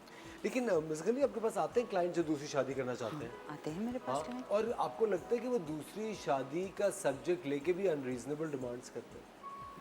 करते हैं काफ़ी लोग करते हैं। जैसे आपके ख्याल से अनरीजनेबल डिमांड्स क्या होंगी? देखिए, अनरीजनेबल इस तरह होती है कि अगर खुद के भी बच्चे हैं, ठीक है, अब वो चाह रहे हैं कि मैं वाइफ के पास नहीं छोड़ूंगा, बच्चे अपने पास रखूंगा और लड़की सिंगल हो। That's not possible. अगर आप किसी के बच्चों, अपने बच्चों को किसी पे देख रहे हैं तो आप एक्सेप्ट करें ना, फिर आप करें कि हाँ, अगर एक बच्चा भी है सामने वाले का तो कोई इशू नहीं है। लेकिन आप अगर if you are in age of 45 and you are asking for someone 20-25 and single, that's not fair ना। फिर वो जो बेचारी डिवोर्स्ड हैं, जिनको सपोर्ट की ज़रूरत है, जिनका राइट बनता है शादी करने का, आप उनसे ना करें तो फिर फ़ायदा क्या है? दूसरी शादी का आपको अच्छा रीज़न होना चाहिए ना आपका करने का, जस्ट फॉर अ फन नहीं होना चाहिए। करें, आप ज़रूर करें, क्यों नहीं। हर कोई चाहता है कि उसका घर बसे, ठीक है, चाहे लड़की ओवर एज भी है। अगर आप उससे करते हैं, चलें वो सिंगल है तो समझ आता है। लेकिन आपकी डिमांड ऐसी है कि लड़की, अच्छा आप सेकंड मैरिज भी कर रहे हैं, डॉक्टर भी मांग रहे हैं, सिंगल भी मांग रहे हैं, तो ये सारी चीज़ें तो नहीं हो सकती हैं, पॉसिबल ही नहीं है। कोई बोलता भी है तो झूठ बोलता है कि हम इनसे करा देंगे आपकी शादी, तो वो सही नहीं है। लेकिन मुझे एक बात बताएं मिसेस खलील, जब आपके पास ज़्यादातर मर्द हजरात आते हैं या ख़वातीन भी आती हैं कि हमने दूसरी शादी करनी है? नहीं, मेरे पास मर्द ज़्यादा मर्द हजरात आते हैं जी। आपको क्या लगता है सोसाइटी का प्रॉब्लम है कि ख़वातीन झिझक लेती हैं? मुझे ऐसा लगता है उनके कि अगर मैं पेरेंट्स अप्रोच करते हैं, पेरेंट्स अप्रोच करते हैं, पेरेंट्स अप्रोच। लेकिन आई थिंक कि आजकल हम जिस दौर में हैं और आई थिंक इतनी हर तरीके से एक प्रोग्रेस पूरी दुनिया में हो रही है, सही। और अपनी नीड्स को, अपनी विशेस को एक मटेरियलाइज करना या उसको एक ज़िंदगी की पहलू में लेकर आना, आई थिंक उसमें कोई हर्ज नहीं है। कोई भी ख़वातीन है जो कि अपनी ज़िंदगी को एक दूसरा चांस देना चाहती है, आई थिंक वो ओपनली कांटेक्ट कर सकती है। कोई हर्ज नहीं है, अच्छा है। देखें, एक आपको कोई ना कोई हमसफ़र चाहिए होता है ज़िंदगी में। तो अगर आप इसको लेट बैक हो जाएंगे कि आप शादी आपके साथ ओके मिसहैप हो गया, अब जो शायद दोबारा हो जाए, तो वो सही नहीं है। आपको चांस लेने पड़ते हैं, हर चीज़ में चांस लेता है इंसान। आप गाड़ी भी चला रहे हैं तो आपको पता नहीं है, नेवर नो, खुदा ना खास्ता क्या बात हो जाए, तो चांस लेना पड़ता है इसमें। ये नहीं कि आप डर जाएं और ना करें। आपको एक एज पे, सर्टेन एज पे आके फिर आपको लगता है कि मैंने गलत किया, मुझे कर लेनी चाहिए थी, तो जितनी जल्दी हो जाए उतना ज़्यादा अच्छा है। बिल्कुल सही बात है। लेकिन मिस खलील, जब ये लोग दूसरी शादी की तरफ आ रहे होते हैं, उसके अंदर काफ़ी दफ़ा ऐसा होता है कि या तो विडोअर होते हैं या विडो खवातीन होती हैं, सही। और कभी कभी एक बच्चा या दो बच्चे होते हैं और वो बच्चों को एक्सेप्ट करना एक इतना बड़ा इशू हमारी मुझे लगता है सरजमीन पे बहुत ज़्यादा इस खित्ते में, ये साउथ एशियन रीजन में, क्योंकि अगर आप वेस्ट में देखें तो बच्चा का अडॉप्ट करना एक बहुत ही कॉमन प्रैक्टिस है। वहाँ लोग आराम से बच्चे अडॉप्ट करते हैं, लोग अपने बच्चे होने के बावजूद बच्चे अडॉप्ट करते हैं एक बड़ी फैमिली के लिए। सही बात, और बिल्कुल डिफरेंट सही। रेसेस के बच्चे अडॉप्ट करते हैं। आपको क्या लगता है ये मेंटल प्रॉब्लम क्यों है यहाँ पे? ये लेडीज़ में ज़्यादा होती है कि वो दूसरे के बच्चे एक्सेप्ट करने पे थोड़ा सा हिचकिचाती हैं। आई डोंट नो क्या उनके दिमाग में चल रहा होता है, लेकिन देखिए एक बच्चा है, आप उसको माँ का प्यार देंगे तो आपको कितना सवाब है आप इमेजिन नहीं कर सकते, क्योंकि बिन माँ के बच्चे को आप प्यार दे रहे हैं तो वो कोई हर्ज नहीं है। आपका मेरा अडॉप्शन हो रही है तो फिर उसमें क्या हर्ज है एक्सेप्ट करने में?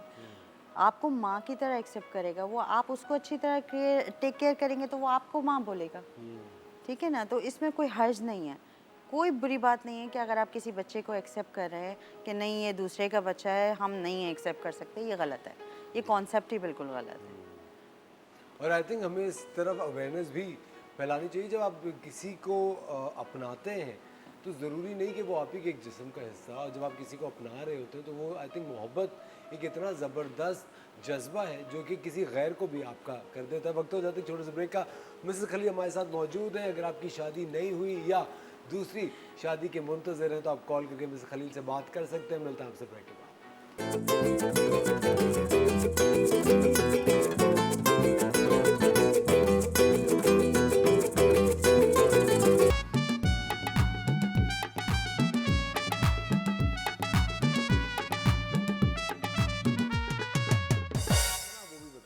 वेलकम बैक खवातीन और हज़रात, आप देख रहे हैं द मॉर्निंग स्टार। एक बार फिर आपको शो में वेलकम कहते हैं। द परफेक्ट जोड़ी से हमारे साथ है मिसेस खलील, और आज हम बात कर रहे हैं कि जो दूसरी शादी का एक पूरा सब्जेक्ट होता है। बहुत सारे लोग हैं जो कि दूसरी शादी के मुंतज़र होते हैं, करना चाहते हैं, ज़िंदगी को एक और चांस देते हैं, और जो कि बिल्कुल देना चाहिए। खुश रहने का हक सबको है। हम सबको खुदा ने जोड़ियों में पैदा किया है, जोड़ियों में बनाया, तो अपना जोड़ा ढूंढने में कोई हर्ज नहीं होता। कहते हैं जोड़ियाँ आसमानों पर बनती हैं, आप मानती हैं इस बात? जी। और जो 2-3 शादियाँ करते हैं उनकी 2-3 बनी होंगी। हाँ तो लिखा हुआ होता है ना उनका भी, Exactly, जाहिर सी बिल्कुल बात है, सही लिखा हुआ होता है। हाँ। अच्छा मिस खलील, आपका फीस क्राइटेरिया किस तरह होता है, वो देखिए- स्ट्रक्चर क्या होता है? क्योंकि बहुत सारे लोग इस वजह से भी राब्ता करने से थोड़े से हिचकिचा रहे होते हैं। देखिए इसमें डिपेंड करता है, ठीक है। ठीक है? इसमें आपका जो रिक्वायरमेंट्स है फर्स्ट ऑफ ऑल वो आ जाती हैं, फिर आपकी जो एरियाज़ हैं वो आ जाता है, फिर बहुत सारे ऐसे हैं जो अफोर्ड नहीं भी कर पाते हैं, वो हम थोड़ी सी इंक्वायरी करते हैं कि वाकई में ये अफोर्ड नहीं कर पाएंगे तो फिर हम उनसे फ्री ऑफ चार्ज भी करते हैं, और जितना अगर हो सके हमसे कम जहाँ हो सकती है हम वहाँ कम करते हैं। ये डिपेंड करता है। अच्छा अच्छा मिस खलील, कि अभी भी लोग आपको दूसरी शादी का जब सब्जेक्ट लेके आते हैं तब भी ये कहते हैं कि बाहर का रिश्ता हो, कोई लड़का या लड़की कम होता है बाहर लेकिन हो। होता है ऐसा, होता है। होता है ऐसा कि वो हमारी बीवी यहाँ है, हम चाहते हैं वहाँ बाहर चले हैं, कोई हमें ढूंढ के दे दे। अच्छा, शादी एक होते में दूसरी करने की ख्वाहिशमंद होते हैं, सही बताया? ऐसा भी होता है। तो आप कभी ऐसा कहती भी कि आपने होता है। इजाजत हाँ ली हाँ, उनसे? मैं मना कर देती हूँ साफ कि नहीं ऐसा नहीं हो सकता। अगर वो कहे हमारी बीवी Possible ने नहीं है। इजाजत दी हुई है? नहीं फिर भी नहीं, फिर भी मैं नहीं। वो रिटर्न मांगती हूँ उनसे फिर। अच्छा, जो रिटर्न होता है वो मुझे चाहिए, शरई अटेस्ट हुआ हुआ होता तरीका है है कि सारी आप इजाज़त चीज़ें। नहीं एग्जैक्टली। ओह। डिवोर्स रेशो में तो है 80% लोग बोलते हैं कि हमें बाहर जाना है, हम फेड अप हो गए हैं पाकिस्तान से, तो इसलिए लोग जाना चाहते हैं, लेकिन उसमें सबसे ज़्यादा वो मेन सोचते हैं यहाँ भुगतने से बेहतर है वहाँ उसको भुगत लो। सही बात ये है। भी तो सोच आती है ना हाँ। कि यार यहाँ पे भी तो हमारी रोजाना ही, आप सोचिए कल 20 रुपए बढ़ गए पेट्रोल पे, को मजाक है भला? आप सोचिए जरा। महंगाई बढ़ रही है। मिस खलील, मुझे एक बात बताइए कि जब कभी भी आप के सामने कोई क्लाइंट आते हैं, आपकी उनसे क्या, अगर कोई एक साहब है उन्होंने आपसे फोन पे अपॉइंटमेंट लिया कि मैं दूसरी शादी करना चाहता हूं, बल्कि एक काम करता हूं, एक लाइव आपको डेमो करके, मोहित भाई प्लीज जरा यहाँ पे आइए जल्दी से। ये देखिए मिस खलील, हम आपकी मुलाकात एक लड़के से करा रहे हैं जो कि शादी का ख्वाहिशमंद है, ठीक है? प्लीज बैठिए। ये देखिए, ये देख के आपको एहसास हो रहा होगा कि बहुत अच्छा बजाते हैं ड्रम, तो ये जी जी मोइस, तो आप है लड़का माशाल्लाह, क्या मतलब? अब मैं बच्चा तो बोल रहे सर आप जी। लेकिन देखिए मिस खलील, अब देखिए अगर ये सेटअप है लाइव आपके दफ्तर में, एक साहब आए जो कि शादी के ख्वाहिशमंद है, ठीक है? अब आप लोगों ने अलग सेलेक्ट तो कर लिया, अब इसके बाद क्या कॉन्वर्सेशन होती है? देखिए हम इनसे पहले पूछेंगे आपकी एज क्या है, ठीक है? 50। ठीक है। और एजुकेशन आपकी क्या है? एजुकेशन मैंने BSc किया हुआ। ठीक है, रिक्वायरमेंट क्या है आपकी, किस तरह का रिश्ता देख रहे हैं आप? मतलब ये है कि एज में वो 20-22 तक की हूँ। क्या 20-22? ज़्यादा आपके कर लें, सामने कम कर लें, क्या कम कर लें थोड़ा, इससे भी कम करेंगे आप? चलें 22 कर लेते हैं। आपके सामने है, देख ले। जी अच्छा प्लीज हाँ बताइए बताइए। और ये हूँ कि और अगर वो सिंगल ही हो तो ज़्यादा सही है, देखिए क्योंकि जो फौरन जवाब देता है ना वो दिल की बात होती है, ये दिल की बातें कर रहे हैं सब। क्योंकि क्विक आंसर वही होता है जो इंसान के दिल में होता है। सोच के जवाब देगा तो वो हिचकिचा के देगा कि मैं कहीं गलत नहीं हो जाऊं, कहीं सही नहीं हो जाऊं, तो ये इससे पता चल जाता है कि सामने वाले के माइंड में क्या चल रहा है। अच्छा अच्छा मोइज भाई, और ये बताएं कि लड़की दिखने में कैसी है? मतलब कबूल सूरत हो, इतना ऐसा भी नहीं हो कि बहुत ज़्यादा खूबसूरत। कबूल सूरत आपके लिहाज से कैसी होती है? कोई एक्ट्रेस का नाम ले लें, किस तरह की? एक्ट्रेस तो का नाम तो मुझे जैसे अपना हमारी सिंगर थी नाजिया हसन, इस टाइप की जरा हो तो मुझे वो कबूल सूरत थी। बिल्ली के ख्वाब में छींच रहे, ये देखिए आप जरा। सुभान अल्लाह। जी जी आगे, सॉरी कुछ कह रहे थे। तो हाँ, नाजिया हसन टाइप की अगर हो जाए तो ज़्यादा बेहतर है। अच्छा, और पर मतलब तालीम और वो बाकी तालीम उनकी होनी चाहिए, मतलब इतनी कि अगर मुझसे ज़्यादा नहीं तो मतलब कम भी नहीं होना चाहिए। सही है। आपने अपनी एजुकेशन क्या बताई? BS। मैं BSc। ठीक है। और आपको कोई एरिया से इशू है कि इस एरिया की हो, उस एरिया की ना हो, हाइट ये हो? एरिया उसका कोई ऐसा वो नहीं है। वो नहीं है आपको issue? हाइट का ये कि बस या तो मेरे लेवल से हो या मुझसे थोड़ी छोटी हो। सही हाइट सही। ठीक है। और अगर आप चाहते हैं कि सिंगल हो, पहले से शादीशुदा ना हो तो ज़्यादा बेहतर आपके है। कितने बच्चे हैं? मेरा भी 2 बेटे हैं। माशाल्लाह। सही। और आपने अपनी आपकी पहले जो शादी जी, जी। आपने उनसे इजाजत ली हुई है या आप? वो तो इजाज़त दे देंगी, कोई ऐसा मसला नहीं हाँ, है। दे देंगी? जी बिल्कुल। अच्छा वो इजाजत देंगे। अब बताइए ये सिचुएशन है मिस्टर खलील, इसमें अब आप क्या करेंगी? इसमें पहले लेटर होगा, वाइफ से मीटिंग होगी, वाइफ से मुलाकात होगी, स्टाफ जाएगा हमारा, वाइफ से मिलेगा, लेटर देखेगा कि अटेस्टेड है कि नहीं है, ये सारी चीज़ें होंगी, उसके बाद आगे फर्दर होगा। और जो इनकी रिक्वायरमेंट है उसको आहिस्ता आहिस्ता काउंसलिंग करके समझाया जाएगा इनको कि देखें ऐसा आपने नहीं क्या हो सकता। समझाया ना, आप क्या समझाएंगे? ऐसा नहीं हो सकता कि आपको सिंगल मिल जाए इस एज में। हाँ, अगर आप अबव एज थोड़ी सी मांगेंगे, जिन खातूनों की एज निकल जाती है, देखिए उनको भी पार्टनर की ज़रूरत होती है। बिल्कुल। अगर आप इस एज में आएंगे तो उनको भी जो 20-25 की एज में होंगी ना, उनकी रिक्वायरमेंट भी फिर वैसी होगी। बिल्कुल। ठीक है, वो भी वैसा ही चाहेंगी। अगर वो भी खुश शक्ल खूबसूरत है, नाजिया हसन है, तो वो भी चाहेगी कि आमिर खान या सलमान खान जैसा कोई मिले। ये कम है क्या बात कर रही? थोड़ा नहीं, बहुत आमिर उनकी खान अपनी हूँ मैं। रिक्वायरमेंट होती है, फिर वो बहुत सारी चीज़ें देखते हैं। अच्छा, हमारे दोस्त में हैं, हमारे बहन के कुछ मेंबर हैं, उनको भी है सही दूसरी शादी का, तो उनके लिए भी देख लिएगा। रीजन होनी चाहिए ना कोई दूसरी शादी करने की। ऐसी करने में वो क्या कोई है? होलसेल मार्केट में थोड़ी बैठी है इनके लिए भी। अगर इजीली हो जाए, अगर ऐसे इजीली नहीं हो सकता है जाती तो। दूसरी शादी, इतनी आसान हमारे नहीं होता, जॉन है, इतना हमारे आसान नहीं होता। बहुत अच्छे ढोलक प्लेयर हैं, तो इन्होंने भी मुझसे कहा था। आप अफोर्ड कर लेंगे 2 वाइफ? नहीं, मैं तो अफोर्ड लिख के इंशाल्लाह देंगे कि दोनों को राइट एक साथ बिल्कुल, एक जैसे बिल्कुल, देंगे। बिल्कुल, बिल्कुल।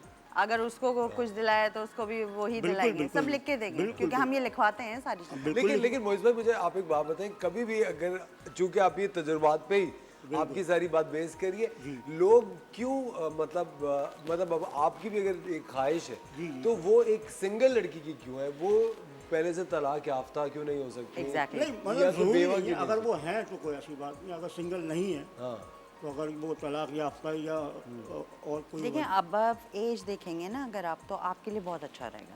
एक तो वो आपका एहसास करेगी, क्योंकि आप एक खातून से शादी कर रहे हैं जिनकी एज निकल चुकी है शादी की। भले बच्चे ना हो, चलें, वो समझ आता है, लेकिन अगर उनकी एज निकल चुकी है तो वो आपका एहसास करेंगी कि आपने उनको साथ उनका दिया है, उनको मतलब लुक आफ्टर कर रहे हैं, सारी चीज़ें हैं, तो वो आपके साथ देर पा चलेंगी। अगर आप यंग लड़की से करेंगे ना, उसका जहन फिर वैसा होगा। बिल्कुल। आप अगर 25 एज की लड़की से शादी करेंगे तो आपको भी 25 एज का बनना पड़ेगा, जो आप नहीं बनना मंजूर करेंगे। मुश्किल हो जाएगा। एग्जैक्टली अगर वो आपसे बोलेगी कि मेरे साथ बाहर घूमने चलो या कॉन्सर्ट में चलो, तो आप पसंद नहीं करेंगे। आप उसको बोलेंगे गज़लों में चलो, आप बोलेंगे, वो बोलेगी कॉन्सर्ट में चलो।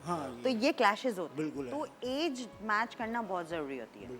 देखिए 6 to 7 ईयर्स डिफरेंस समझ आता है, लेकिन इससे ज़्यादा होता है ना तो फिर वो क्लैशेस आते हैं। लेकिन बेसिकली बहुत लंबे अरसे तक हमारे यहाँ ये देखा गया कि कम से कम कहते हैं 10 साल का डिफरेंस तो लड़का लड़की में होना ही नहीं, चाहिए। वो बहुत डिपेंड करता है। वो सिनेरियो होता है, कुछ में होता है, लेकिन 6 to 7 years नॉर्मल है, ये बिल्कुल नॉर्मल होता है। 10 years में बहुत सारी फैमिलीज एग्री नहीं होती हैं, बहुत सारी हाँ ये देखती हैं एक डिफरेंस भी आ जाता है। फिर वो ये देखती हैं कि अगर लड़का स्टेबल है, अपने अच्छी जॉब है या अपना बिजनेस है, तो व्हाई नॉट, अगर बच्ची खुश रह सकती है तो ठीक है, ये होता है इसमें। और कभी ऐसा हुआ है कि अगर कोई शादी नहीं बनी या नहीं चली, और शुरू में, क्योंकि देखें मुझे लगता है इस तरह के जो रिश्ते होते हैं वो बहुत ज़्यादा फिजिकल अट्रैक्शन पे बेस करते हैं, आपको एकदम से कोई पसंद आया और आप जज्बात में बह गए और एक बिल्कुल ही आप ना आउट ऑफ कंट्रोल हो गया, आपने शादी कर ली, फिर थोड़े अरसे के बाद पता चलता है कि शख्सियत में कोई भी तालमेल नहीं है, तो कभी आपको ब्लेम करते हैं लोग के आपने कहा मुझे फंसा दिया? ऐसा कभी नहीं हुआ, और हमारी उम्मीद है कि नहीं हो, क्योंकि हम जो है ना बहुत इस चीज़ में कॉन्शियस हैं, जांच पड़ताल करके। एग्जैक्टली बहुत चीज़ें हम देखभाल के करते हैं, और इवन फैमिलीज हमसे अगर टाइम मांगती है ना, हम उनको टाइम देते हैं ताकि वो अच्छी तरह सोच लें, समझ लें। फिर है हाँ, वो अगर हमसे पूछते हैं कि भाई फैमिली आप जानते हैं, पर्सनली मिले हुए, तो ठीक है हम बताते हैं हाँ हम मिले हुए, इनके ख़ानदान में शादियां कराई हैं, हमें पता है अच्छे लोग हैं। लेकिन बाकी चीज़ें देखें, ये नसीब के खेल होते हैं कि मैं बोल दूँ, मैं अगर अपने सगे भाई की भी कराना चाहूँ या मामू की बेटे की कराना, मैं बोलूँगी मैं नहीं जानती, आप खुद करें इंक्वायरी जो आपको करानी है, मैं कर चुकी हूँ, आपकी मर्ज़ी, अब आप जिस तरह से करना चाहें, काम जॉब देखना है आपने, घर देखना है, आप अच्छी तरह तसल्ली कर लें, इस्तिखारा निकालना है, जो करना है आपने आप खुद करें, वक्त लें, एग्जैक्टली हाँ सुकून से करें। Exactly. मुझे आप मुझे बात बताएं, आपके ख्याल से एक शख्स दूसरी शादी की तरफ क्यों जाता है? देखिए ज़रूरी नहीं है, मतलब कोई वजह हो, बाज़ दफ़ा ऐसा बस ऐसे ही, हाँ बस ऐसे ही, ज़रूरी नहीं है। Just for a fun, just for a fun. ऐसे ही आजकल जो हो रहा है तो फन तो नहीं कहेंगे हम, यही करते हैं लोग, बोलते हैं पहली वाइफ से बोर हो गए, दूसरी शादी करनी है, तो ये फनी हो बात गया भी ना। सही है आपकी, कुछ लोग बोर भी हो जाते तो हैं। ये गलत है ना, बीवी गलत तो- बीवी जो आपकी पहली है, पहले आप उसको सही करने की कोशिश करें बनिस्बत दूसरी लाने की कोशिश और करें। अगर सारी कोशिश हमने कर ली हो तो और वो नाकाम रही। जबरदस्त, बहुत बहुत शुक्रिया मिस खली आपका, thank you very much Moiz भाई, लव यू। ख़वातीन और हज़रात, द परफेक्ट जोड़ी एक बहुत ही ज़बरदस्त प्लेटफॉर्म है। अगर आपकी शादी नहीं हुई, आप शादी करना चाहते हैं और रिश्ता अच्छा नहीं मिल रहा है, बहुत ही बेहतरीन इनके पास रिश्ते हैं। मुझे मिस खली से मिलकर बहुत ज़्यादा हमेशा खुशी होती है, क्योंकि मैं चाहता हूँ कि कोई भी आपका जो मैच मेकर हो वो आपको अच्छी तरह से समझ सके, आपके प्रॉब्लम समझ सके और आपके लिए एक अच्छा डिसीजन है। और जितने भी वो हजरात हैं और ख़वातीन हैं जो दूसरी शादी के बारे में सोचते हैं लेकिन कदम उठाने से डर रही हैं, प्लीज़ कदम उठाइए। हर किसी को इस दुनिया में खुश रहने का पूरा हक है। वक्त हुआ जाता है एक ब्रेक का, मिलते हैं आप लोगों से ब्रेक के बाद। Thank you very much miss Khali, thank you so much.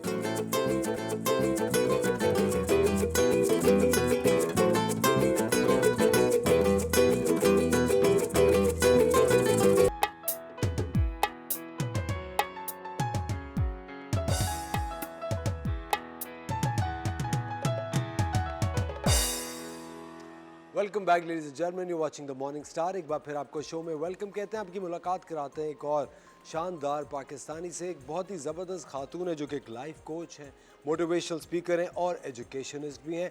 हमें ज़िंदगी में मोटिवेशनल स्पीकर्स की बहुत ज़्यादा ज़रूरत होती है। आपने कभी कभी देखा होगा कि रील्स पे या इंस्टाग्राम के अंदर छोटी छोटी जो वीडियोज़ आ रहे हैं तो उसके अंदर लोगों की जो बातें होती हैं, कभी कभी वो बातें सुन के हमारे अंदर बड़ा ज़बरदस्त एक जज्बा उजागर होता है और हमें लगता है कि हाँ, हम अपने सारे जो ख्वाब हैं उनकी तकमील की तरफ आगे बढ़ सकते हैं, अपने ख्वाब हासिल कर सकते हैं।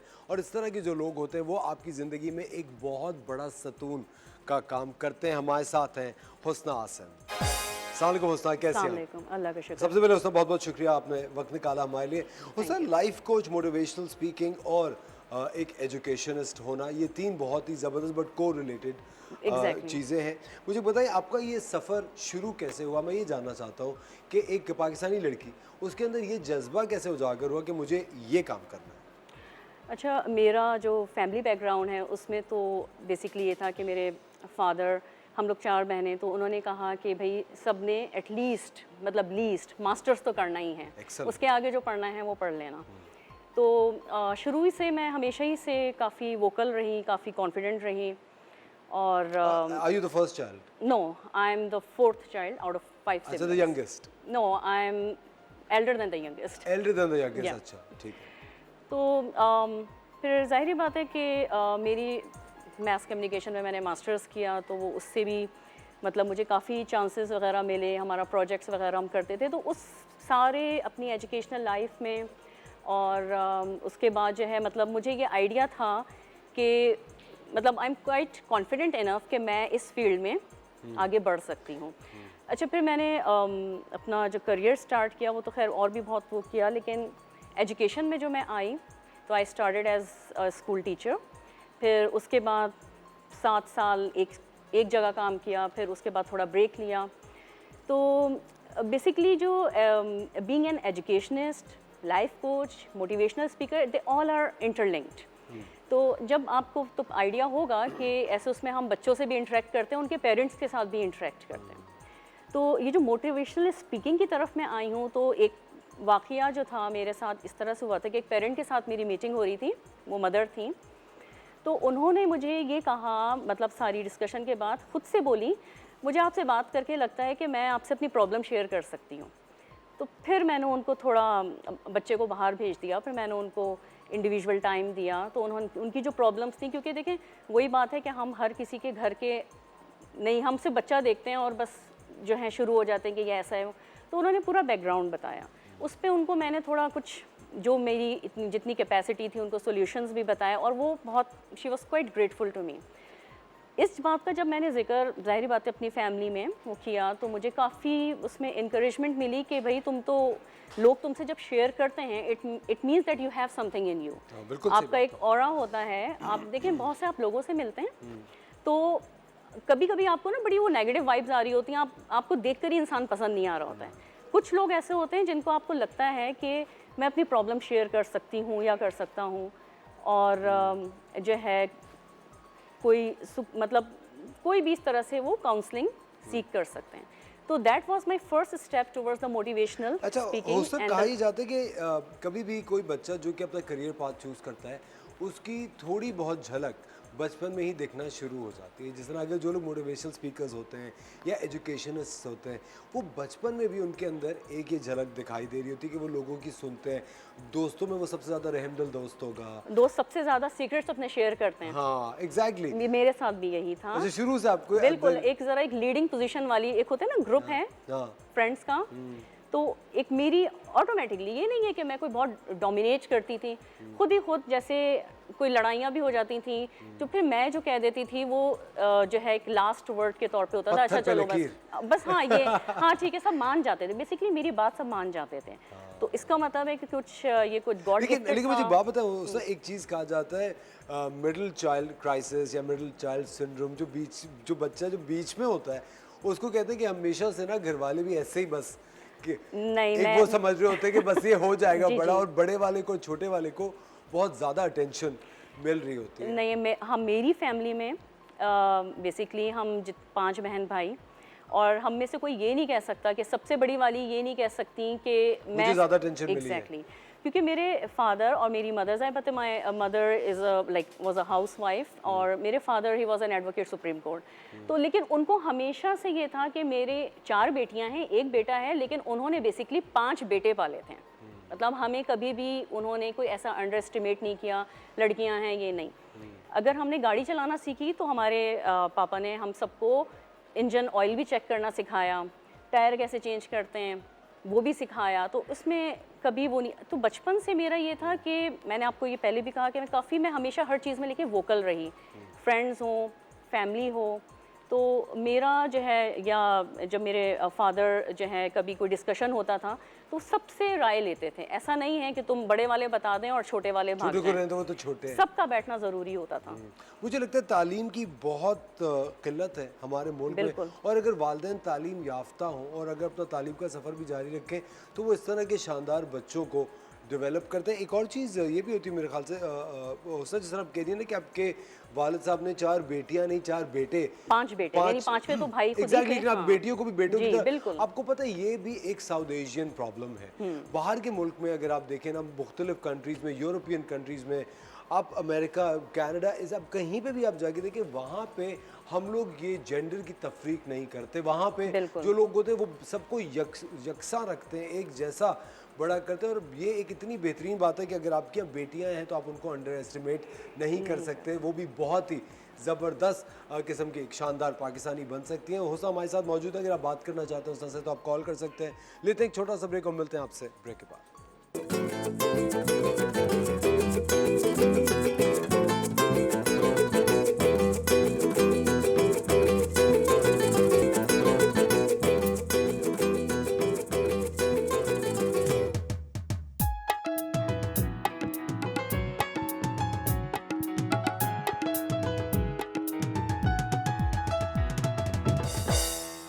वेलकम बैक खवातीन और हज़रात, आप देख रहे हैं द मॉर्निंग स्टार। एक बार फिर आपको शो में वेलकम कहते हैं। TV1 हमेशा से आगे रहा है आप तक क्वालिटी एंटरटेनमेंट पहुंचाने में, और आज रात 8 बजे शहर की रातों में आप देखेंगे एक बहुत ही ज़बरदस्त प्ले जिसका नाम है रुसवाई का सफ़र।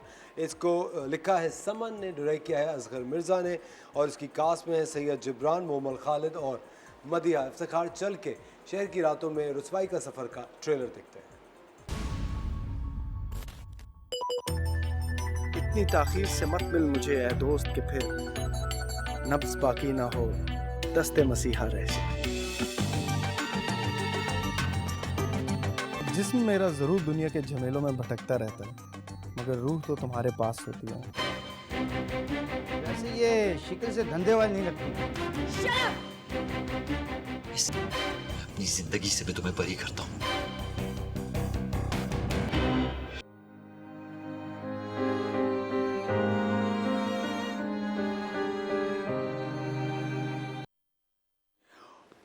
आप लोग रात को 8 बजे देख सकते हैं रुसवाई का सफ़र TV1 पे। एक बहुत ही ज़बरदस्त प्ले है और आज आप देखेंगे इसका पार्ट 1, और हमें फीडबैक ज़रूर दीजिएगा कि आपको कैसा लगा। हमारे साथ हुस्ना आसिम मौजूद हैं जो कि एक मोटिवेशनल स्पीकर हैं, लाइफ कोच हैं और एक एजुकेशनिस्ट भी। आप एक एजुकेशनिस्ट हो, मेरे ख्याल से बच्चों को एक बहुत ज़्यादा मेंटोरशिप की ज़रूरत होती है, बच्चों को बहुत ज़्यादा मेरे ख्याल से लाइफ कोचिंग की भी ज़रूरत होती है। उस तक कभी आपने कोई ऐसा तजुर्बा आपका रहा हो कि जहाँ पे आपने एक बच्चे को देख के जज किया हो कि फैमिली में कोई बहुत ही मैसिव प्रॉब्लम है, जो बच्चे के ग्रेड्स एकदम से फॉल हुए हो, और आपने फिर पेरेंट्स की काउंसलिंग वगैरह की हो? हर दफ़ा ऐसा होता है, क्योंकि कोई भी बच्चा देखें, हम बच्चे को लेबल नहीं कर सकते कि ये बच्चा जो है ये इसको समझ नहीं आता या ये डफ़र है। कोई बच्चा ऐसा नहीं होता।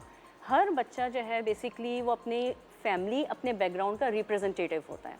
आप एक क्लास में हो, बेसिकली मेरा छोटे बच्चों का भी एक्सपीरियंस रहा है और मेरा जो है टीनेजर्स का भी एक्सपीरियंस रहा है। तो आप जो है बच्चे का जो एटीट्यूड होता है वो बहुत डिपिक्ट करता है कि उसके पीछे फैमिली में क्या चल रहा है। जैसे मैंने आपको अभी एक एग्जांपल दी, जो मदर थी, तो वो मैंने उनको बेसिकली कॉल किया था 1-on-1 मीटिंग के लिए। So I let her speak first. जब करते करते उन्होंने खुद ही कहा कि मुझे लगता है कि मैं आपसे अपनी प्रॉब्लम शेयर कर सकती हूँ, because I actually wanted that. मैं उनको उसी पॉइंट पे लाना चाह रही थी। फिर मैंने उनकी सुनी, जाहिर बात है उसमें फिर टाइम ज़्यादा देना होता है, क्योंकि फिर उनकी मैंने काउंसलिंग भी की।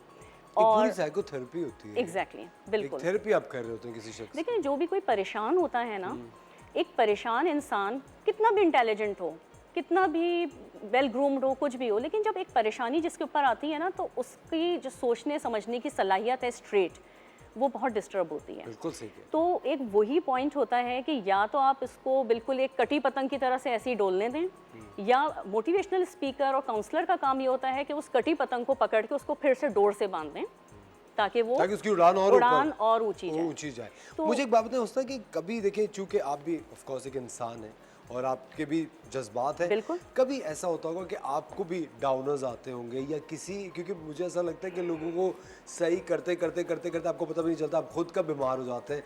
मतलब बीमारी ये नहीं कि कोई बुखार हो या कोई नहीं, बहुत इफेक्ट पड़ता है, इमोशनली पड़ता है, ऐसे केसेस आते हैं। अब बेसिकली मेरा तो ये है कि मुझसे जो बड़ी सिस्टर हैं वो मेरी बहुत अच्छी फ्रेंड भी हैं, और जो मेरे हस्बैंड हैं वो भी मेरे बहुत अच्छे फ्रेंड हैं। तो मैं बेसिकली, मुझे कभी बहुत ज़्यादा डिप्रेशन ही कहेंगे कि बहुत से ऐसे केसेस आ जाते हैं कि एट दैट टाइम आपको खुद समझ नहीं आ रहा होता कि इसके इतने मसलों का हम क्या वो बताएं। तो आपको भी एक वेंट आउट, जो मोटिवेशनल स्पीकर, जो काउंसलर्स होते हैं, लाइफ कोच होते हैं, उनको भी एक वेंट आउट करने की ज़रूरत होती है। बिल्कुल सही बात। Just to stay sane. तो अल्लाह का शुक्र है कि मैं ऐसे लोगों में हूँ जो केयरिंग हैं, जो सुनते हैं। मुझे लगता है कि वही लोग जो हैं मुझे बहुत ज़्यादा मेरी मोटिवेशनल एक सोर्स हैं कि मैं आगे दूसरे लोगों को जो है वो मोटिवेशन दे सकती हूँ, उनकी प्रॉब्लम समझ सकती हूँ, मेंटोरिंग कर सकती हूँ।